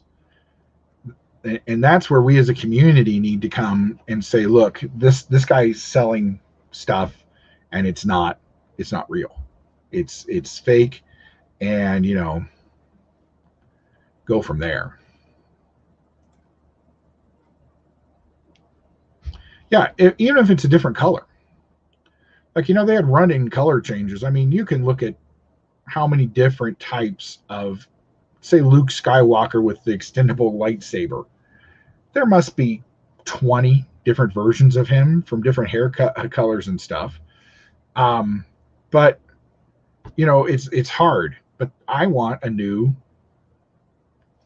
copyright on them. Well, they can't copyright them, but a date, production date, or something on them for the year. Well, and that's how you collect, and that's fun for me. I'm not going to drive all over the city to look for that cape and that gun. If I want all my figures to be, complete, from Mark's point of view, they wouldn't be complete because they're repro. From my point of view, they'd be complete because I have all the pieces I need to make them complete and display them properly. I would know that they were repro or whatever. But, yeah, what you do is completely different. Yeah, and there are some people who do some really cool things. Um, you know, that would be cool. That would be an interesting wave to do. Is three repros in 6-inch form. I do, however, like when they make the 6-inch figures on the retro card. That's probably why they do that wave, because it's easier for them to just to repaint everything than to, um, you know, uh, make completely new stuff. Yes, what those two do is beyond magic. It's I still don't understand how CDs work or how the internet really works. To be able to 3D print something like you guys do is amazing to me. It's just it's crazy. Yeah, like I'm sure a lot of you looked behind me and you'll see something like, well, the Shadow car. You'll be like, what the hell did you buy that for? That movie was shit. Well, actually, I kind of liked the movie, and the car is cool, and I like the Shadow because it was the first time they'd ever really done anything for the Shadow since the radio programs of Orson Welles back in the 30s. Also, it was something, the Shadow was something my grandfather liked and I listened to with him, so I have a connection to the Shadow. A lot of other people will look at like my gargoyles and stuff like, that's the coolest thing ever. I wish I would have gotten that, or I've got that. That's wonderful. But that's what we collect, you know. I like that. That's a good idea. I may try that next week and see.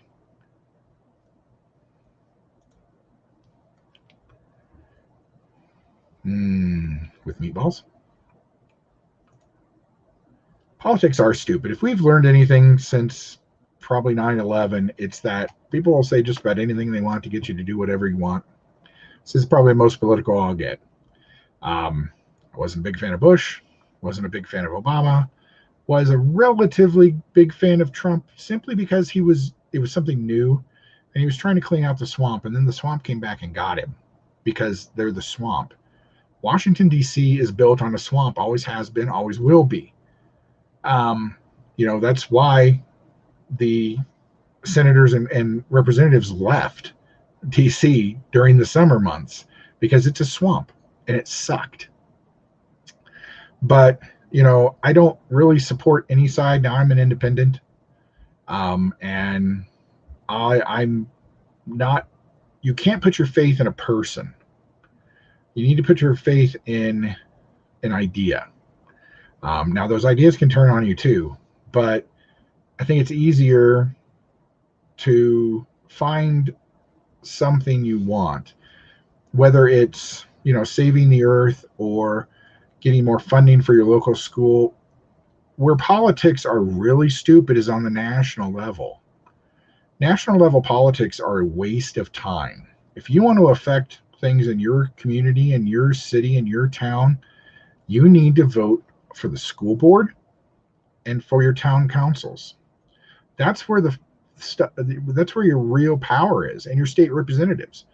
Your state and local governments have more power, as you've all seen during this event over the past year, because whether it was Biden or Trump, they have little or no control over what the states do as far as responding to things.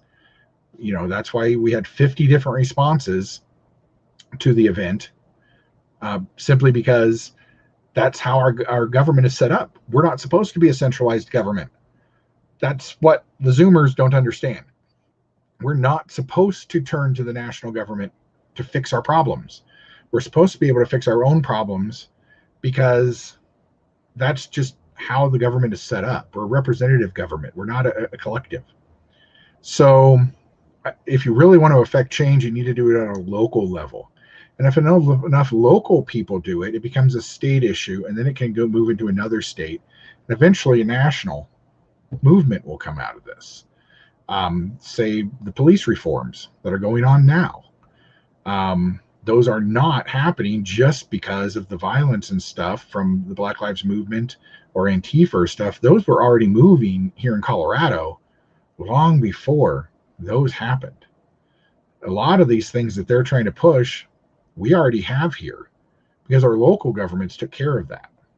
Now it's up to the other local governments to get it. But I'm done with that. Hear me, kid? I don't know who that is. I might. They are artists. Exactly. Yeah. Yes. Yes. Yes. Yes. The blurg, the all that stuff. Oops, man. I'm sorry. I'm so far behind. Let me catch up with the thing here for a second. Spaghetti Monster, Jeremy Kid. Yes. And those are beautiful. Oh my God, that Dark Trooper.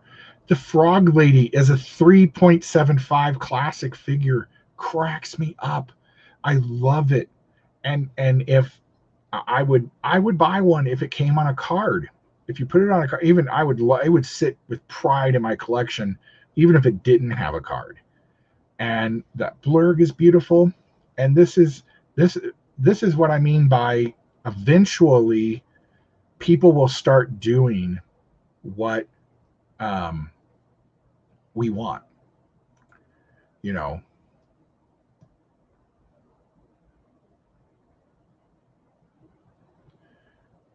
That Stormtrooper Lucas was cool.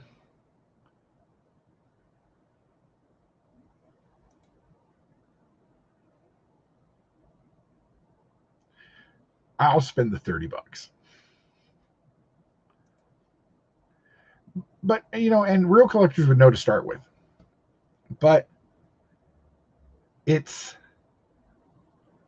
I don't know what to say, except you guys are artists. And it's amazing what you can do. It really is. Yeah, only the Sith deal in absolutes.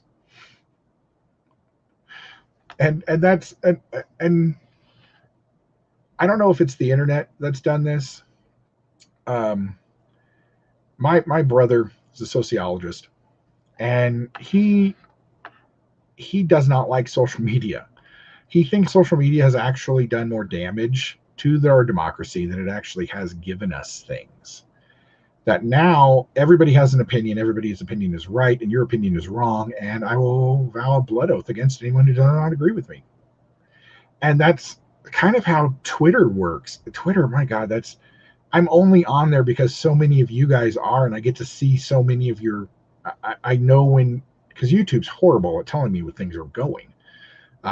Luke's Hoth podcast. I don't get things for that anymore. Anyway, And so it he thinks that social media is just bad, and he goes back to say that, MySpace wasn't like this. But Twitter and MySpace and Facebook and Instagram and all this stuff, and it's not so much on Instagram. Instagram, I really don't get a lot of hate through because I think it's so limited. One of the things Twitter probably did wrong was increase its character limit, and that gave too many people power to put too much out there. Um, and I don't get I don't get the hate. I don't understand. And I did get sucked up into that um, a while ago. And I would be on the side that would say, no, you're just stupid. Why don't you understand this is how it works? You know, but I found now if you just explain to them, like a lot of people aren't taught things in school anymore that I was. Um, I was taught in school, and I went to school in Kansas and in Georgia, in Connecticut, in Indiana, Ohio, and Colorado. So I went to school all around the country. So I got different tastes of places. And we were taught about the first peoples and the colonization and the genocides of the conquistadors and of your other European settlers. We were taught that. We were taught the foundations of the Civil War. We were taught, you know, civics. We were taught how our government works, if not by our schools, by Schoolhouse Rocks every Saturday. We were taught basic history, not so much social history, but history. Which is weird because in the end, I've kind of become a social historian. I like to know the reasoning behind things, not just this happened on this date. I'm a much more person. This happened on this date because, and it happened because, you can look at, say, Pearl Harbor, and you can say the Japanese attacked us, and on December 7th, 1941, in a blatant attack. Well, that's our point of view. From the Japanese point of view, if you're not sharing both points of view, you can't see the world from the other person's shoes. Remember the old saying, you can walk a mile in somebody else's shoes to understand their life? Well, I don't know you. You guys are all wonderful. And I love talking to you. I love clicking on things and talking to you here on the right. And I'm going to punch sleeping here in a second. But I don't really know you. You know a little bit about me because I probably overshare. But, we all have things in our lives that have made us the way we are. We used to be able to discuss these things and not hate each other. The fact that I would come out and say, I don't like Rise of Skywalker. Well, now, if I put that on Twitter, I am really afraid that it could hurt my channel here. And I like all you guys. I respect all of your opinions. Yes, exactly. I was on the side when they were all about plot. When the Fandom Menace was all about, you guys didn't think this through clearly. Now JJ's coming back and he's just taking everything Ryan did and pissing all over it. Or you're taking a character that was poorly designed like Rose, and then you're just dumping on her in the third movie. I felt so bad for her that they literally gave her lines that should have been hers in the third movie to other actors who didn't even need to be in the movie. And that really made me mad. And then that people were harassing her, calling her a potato and crap like that because of the costume she was wearing. What are you? Who do you think you are? I don't get that personal attacks on an actor because of what costume they were wearing or the script they were given. I mean, look at poor Hayden Christensen, Jake Lloyd, Ahmad Best from the prequels. I don't like sand. We mock that all the time, and with good reasoning. But George Lucas wrote that line, and as soon as Hayden said it, he was like, "That's great. Faster. Here we go. We're on." Sleeping, you're pushing my buttons, boy.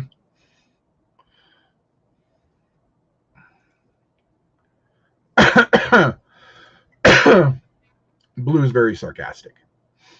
That's why I love him so much.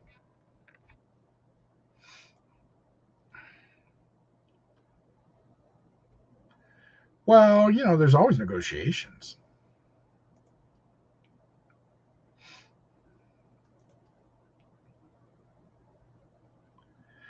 And The Shining is another good example of something that can divide people, because The Shining is a very, very much a movie of its time.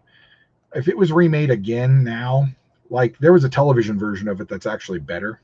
And when I met Stephen King,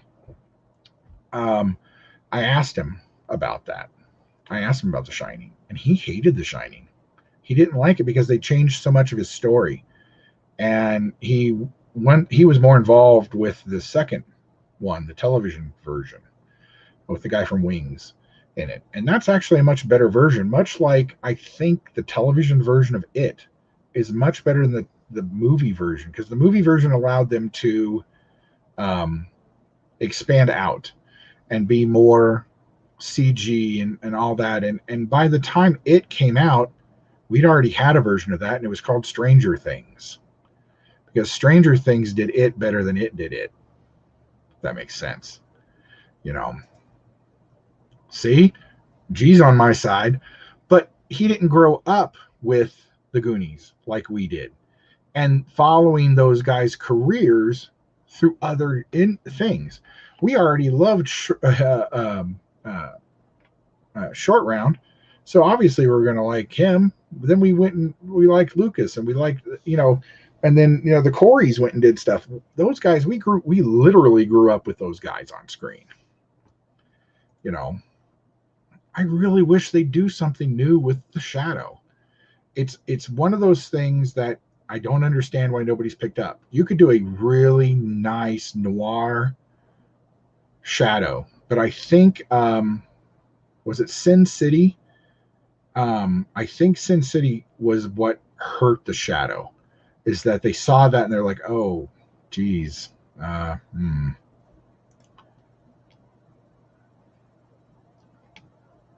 Wow, cool.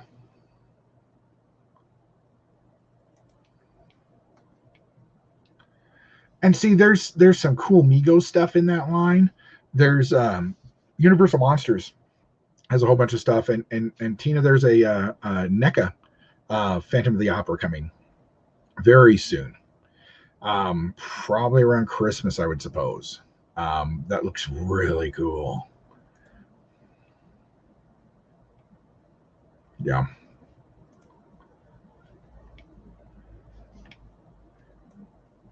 Well, and that's the people that vote. And you can have areas that are stuck in places, and there are other places that are not stuck in time, as it were, like Oregon, which look at the chaos Oregon's in. Or the 5 whole counties just voted to leave Oregon to join Idaho because they don't want to be ruled from Portland anymore. Here in Colorado, we have a county that wants to move to Wyoming because they're tired of Denver telling them how to spend their tax money and how their schools should be run.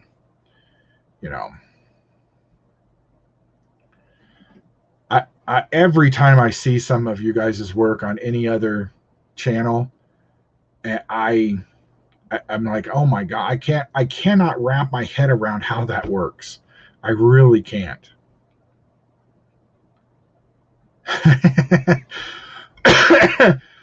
We had that happen in Denver not too long ago. It was funny. Well, and they're just people. Politicians are just people, and people are fallible. There is, depending on your point of view, there's never been a perfect man. Man will always disappoint you, really.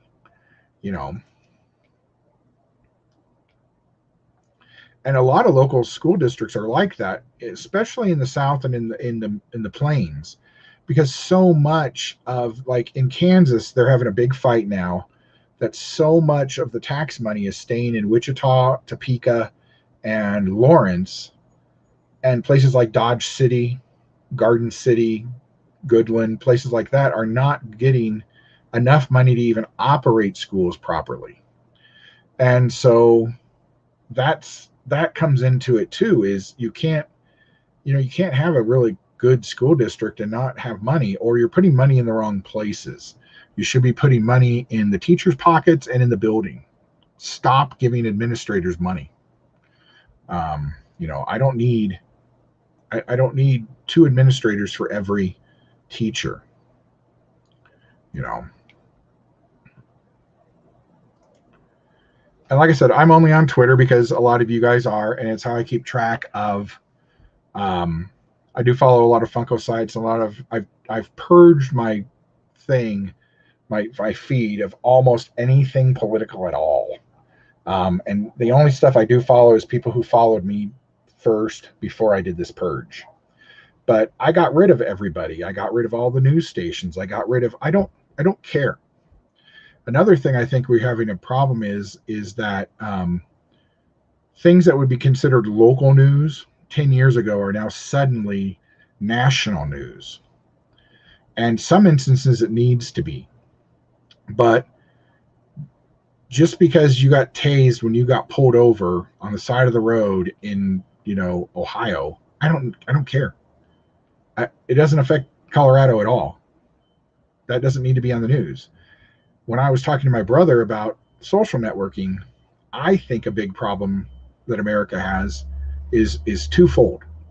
One was the creation of C-SPAN, and the other is the creation of the 24-hour news cycle. Because you have C-SPAN where everything's on camera now.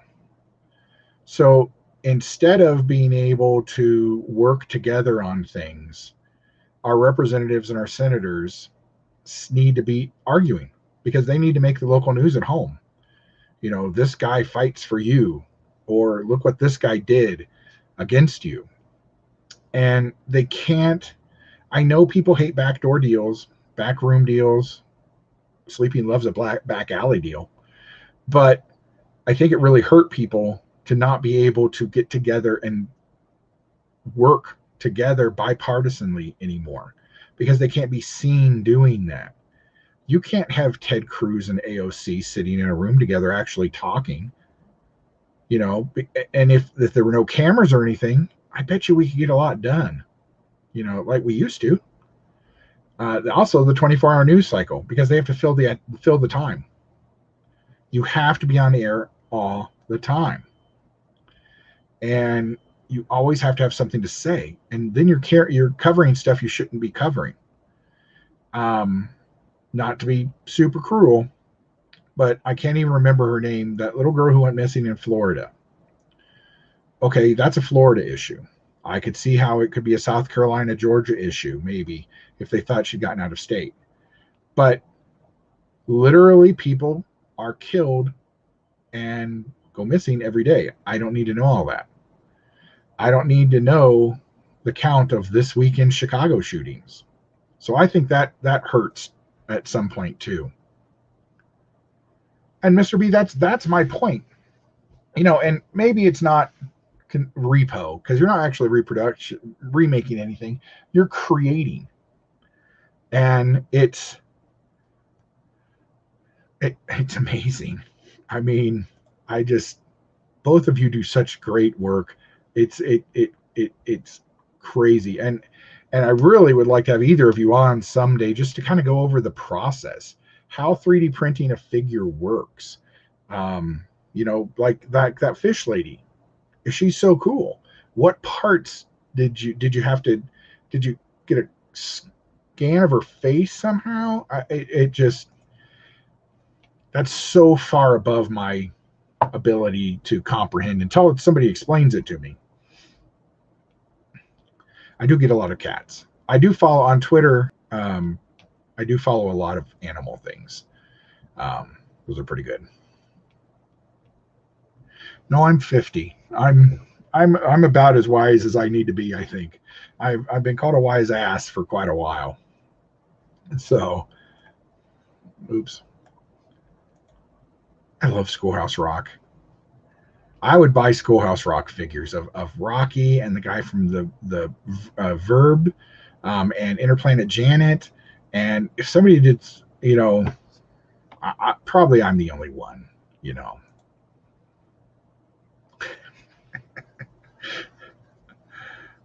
Now, see, now you're just poking. You're not wrong. I loved the Ewok movies. They were both really well done. I mean, uh, they were literally made for kids. The Star Wars movies have always been for kids, but Battle for Endor and the Caravan of Courage are both really good. And if now that they're on Disney Plus and people actually see them, because not very many people even know those movies exist. Of course, they're not canon, but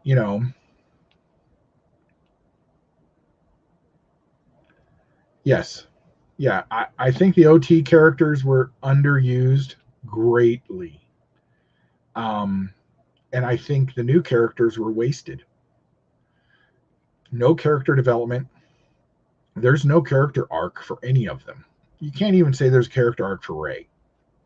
You know, she's basically almost exactly the same character at the end of Force Awakens, at the end of Rise of Skywalker, as she is in the Force Awakens. She just knows a little more. You know,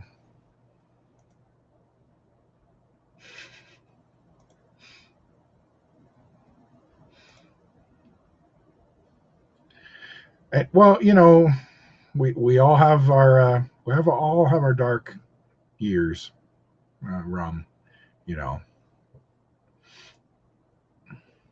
oh, Rufus Xavier Sarsaparilla, he would be cool, and so would the um, Conjunction Junction guy.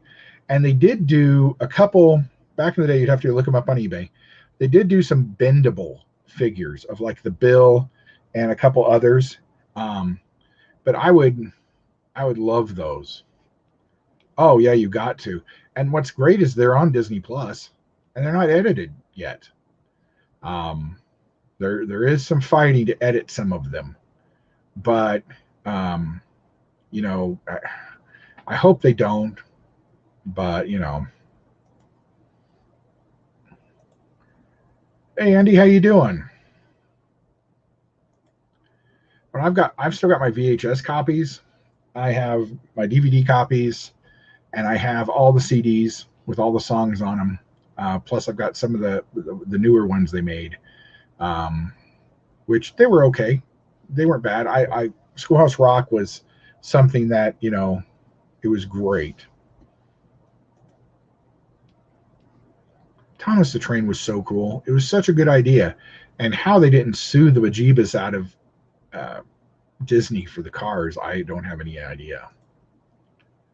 I'm good. We're just kind of just BSing about 3D printing stuff, and we kind of are uh, shotgunning, as everybody says, which generally happens at the end of most of my live streams. We're talking about like 5 different things simultaneously. Yes. I think that's definitely something moving forward, and I don't have any problem with Kathleen Kennedy being president of Lucasfilm, but she needs to be the president of Lucasfilm, not trying to micromanage Star Wars. Where's anything else from Lucasfilm? Where's any of my new Indiana Jones stuff? If we want to talk about things that should be in Black Series, where's my 50th anniversary retrospective of stuff from them? I know that Star Wars is their bread and butter and always will be. Where's any updates on Willow? There's all kinds of stuff that I'd like to see from Lucasfilm that George didn't put his hands in as much as Kathleen seems to. And I think, I don't know, those guys just like to attack her because they don't agree with her either her politics or something. So, you know.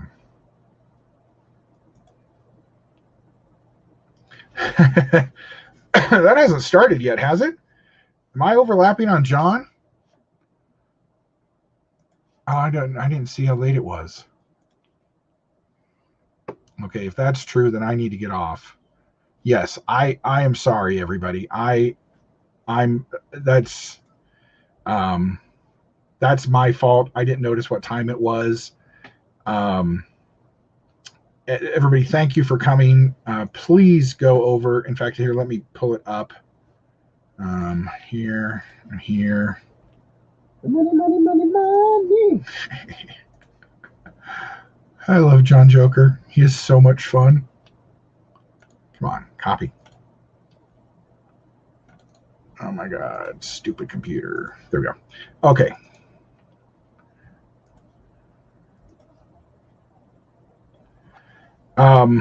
Well, I mean, I'll hang around if you want, but I don't want to overlap on John. Um, you know, it um, he's put a lot of work into this. You're not. I'm not on. Well, if you guys want to put his stream up in the background, I'll ramble for a little while longer. Because I've put his now up in the background, and all I've done is hit mute for the moment. If everybody could go over and say hi, that'd be nice. Do a little stream raid. But I don't like there's so many of us now that are on that it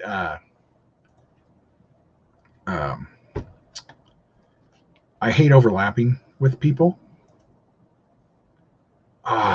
Yeah. Where's what did I do with those? I packed them away already. The Jetta does those really nice diecast cars and stuff. They should already have a whole line of American Graffiti ones out. I've got a couple American Graffiti Hot Wheels ones they've done. So okay, I'll stay on for a little while longer. It does. Yeah, please have over and give John some love. And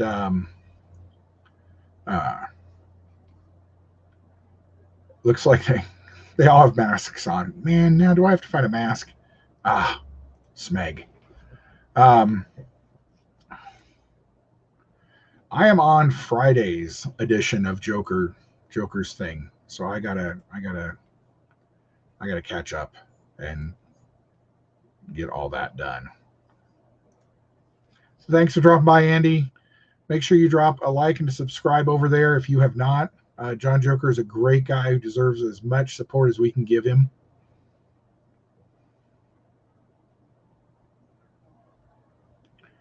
Yes, that's what they're supposed to do.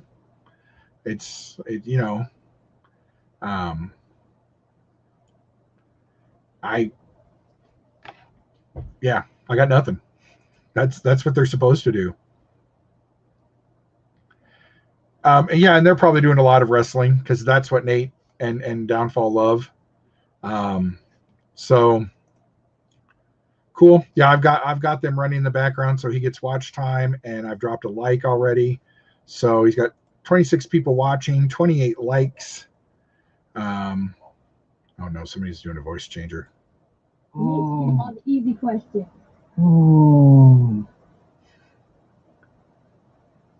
It's good to see Downfall. That's awesome. I know WWF. I don't know a lot of WWE stuff. I stopped watching before Cena was a thing. Probably at the end of Attitude era, whatever that was called.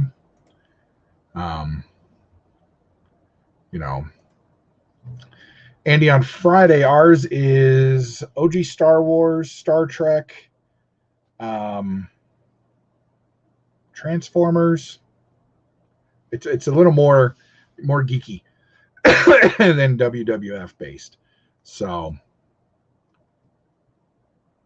that is true. But Jetta does little figures. They're not really figures. They're like little diecast pieces, like a chess piece, an army man type thing.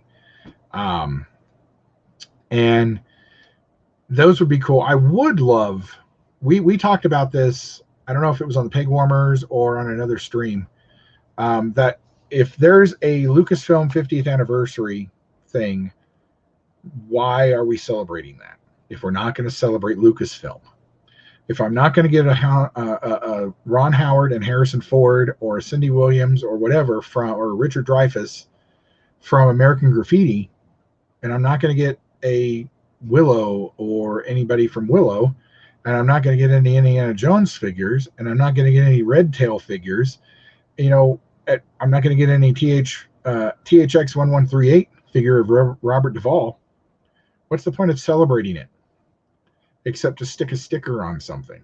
Because it's not like the figures are different. They're just sticking a sticker on something. Which I do get. Because, that's just what they do. Cool.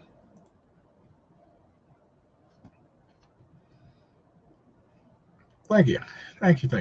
He does, doesn't he? He looks so great. I love Downfall. He's such a good guy.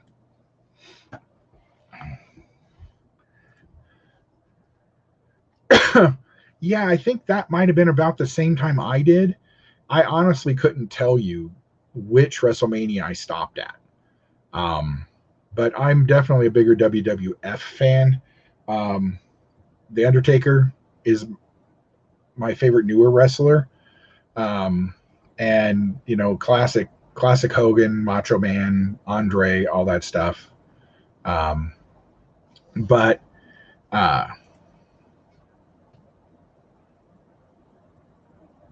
yeah, that might have been when I stopped watching.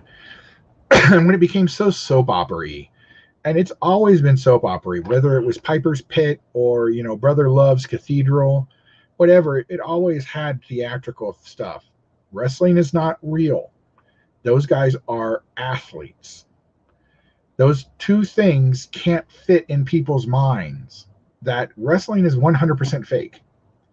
You cannot fake jumping off of a high part of the ring into somebody laying on a table and not hurt them. All you have to do is look at wrestlers in their older age to see that did damage to them, and they should be compensated in some way for that. But that's neither here nor there. And then AWE or whatever is kind of taken over from WWE, just because I think WWE just got too. Even friends I know who they still watch it, but they watch it out of habit, not because they like it. And that's how some people feel about Star Wars now, is they watch it out of habit. Like, I watch The Bad Batch because I want more knowledge about that bit of the Empire.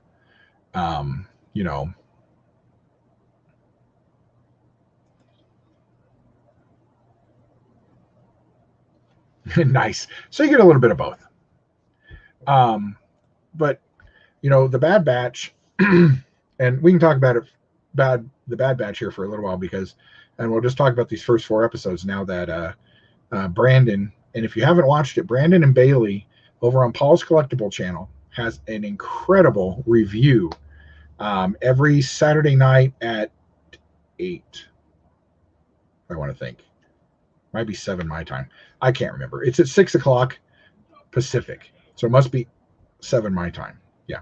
Anyway, sorry. Rambled again for a sec. But I've really enjoyed most of it. It is very tropey at the moment. And this last episode was filler after filler after filler, but it really ended really great with some more filler. And I don't like that episode 4 was basically thrown away. If you took one character out of that episode didn't need to happen. And with only 14 episodes, as Bailey says, every episode should mean something. They don't need to be earth-shattering. They just need to move the plot forward a little bit. And I think all we really got out of this episode was that they're going to a completely another planet which is an anagram for Florida, which is hilarious. And I think that's all we got out of this episode. You know, Finn Sherrick was in this episode, Finn, from The Mandalorian. So we did get some movement in development of her, and that somebody is going after Omega, and we don't know who, because obviously it's not the Caminodes, because if they wanted her so much, they wouldn't have let her go in the first place, which the whole series doesn't make sense in the first place. But I think it's going somewhere, and I think that I liked episode 1. I didn't mind episode 2 or 3, because they gave us more information and how things are formed. I really wish we'd get an update on our timeline, because things do seem to be happening way too fast in the Empire. You've got, new symbols, new helmets, new everything. And there can't have been more than a month since the end of the Clone Wars. And bureaucracies just don't move that fast. And so I think I would love the show to slow down a little bit to give me some time. All the Clone Wars, all 7 seasons took place over about a 3.5 year period. There's no break between the end of the Clone Wars and the beginning of Bad Batch.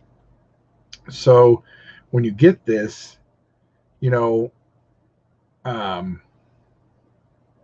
it's I'd like to see more about what happened then, even if it ends up in some sort of weird EU book, about the foundations of the Empire and how things were going, and where these are the stupid little things, because we've never actually been shown the Empire being evil in the original trilogy, except for, of course, blowing up Alderaan. I'll give you that. But apart from that, they seem to be more of a bureaucracy that people's freedoms were being held under, and some people didn't like it, and so they rebelled against it. Well, okay, so in episode 2, was it? Yeah, episode 2, they're sent to destroy Saw Gerrera. Well, we know this was only a couple weeks after the founding of the Empire, and already Saw Gerrera is up in arms, and he's gonna destroy everything in the Empire, blah blah blah. He has no clue what the Empire is. The Empire is saying everybody needs to have a driver's license and a social security number, and all of their vehicles need to have a license plate. And he is up in arms, waiting to have a full-scale rebellion because you want him to have a passport. Well, tough. That's what happens when you live in a society. You have to have identification. You have to have things. And this all happened in the United States as well. When the Social Security system was set up, and as far as Social Security numbers and such, there were big protests. And we were promised that our Social Security numbers would never be used as anything but our identification number for the government and for government things. Well, of course, now we use them for everything, really. Everything all right? Yep, 2 corpses, everything's fine. Oh my God, Mom. Anyway, so I don't get why they need to feel that Saw Gerrera needs to be attacking the Empire right now. I mean, they haven't even done anything yet. They haven't gotten rid of the clones. They haven't wiped a planet off the map. They haven't done anything, and he's completely up in arms, and here we go. Here's the rebellion. No.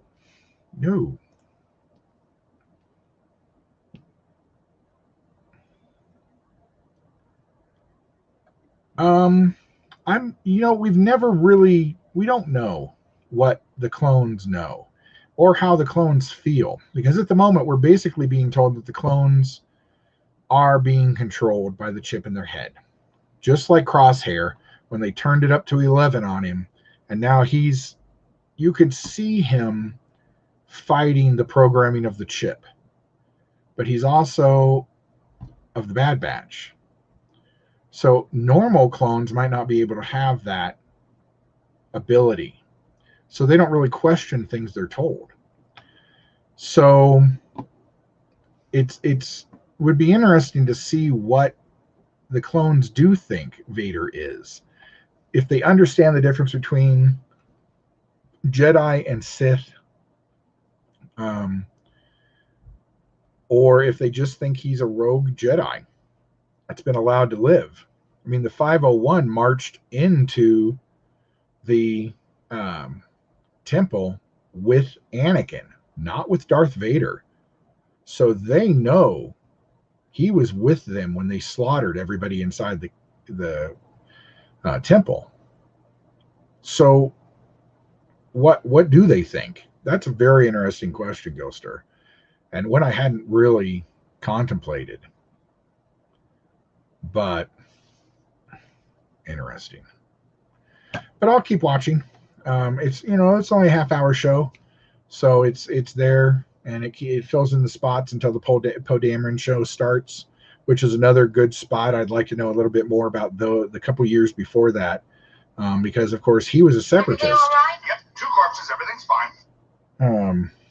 There's the boss wanting something. So that will mean that I will need to get off, and so I can make some calls. So anyway, thanks guys again. If you're over on, make sure you go over to John Joker's channel. I have got to get off. Work is calling for something. Dave, it does, but I think it's disappointing me just because it's not going anywhere. And it seems like a whole bunch of side quests that don't really accomplish anything.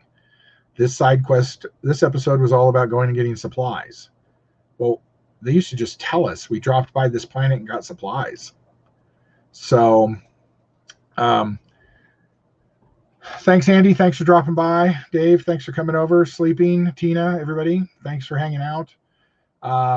Please drop over onto John Joker, say hi. Make sure you drop a like and a bell. And until either next Monday or I will be part of John Joker's thing on Friday. We have the Peg Warmers on Saturday at 2 p.m. Mountain Time. Thank you, Mr. B, for coming. It's, you and Dave are incredible. You are artists, sir. Definitely. Don't let anybody tell you different. Dave, later, sleeping. See ya. And I'll catch y'all on the flip side.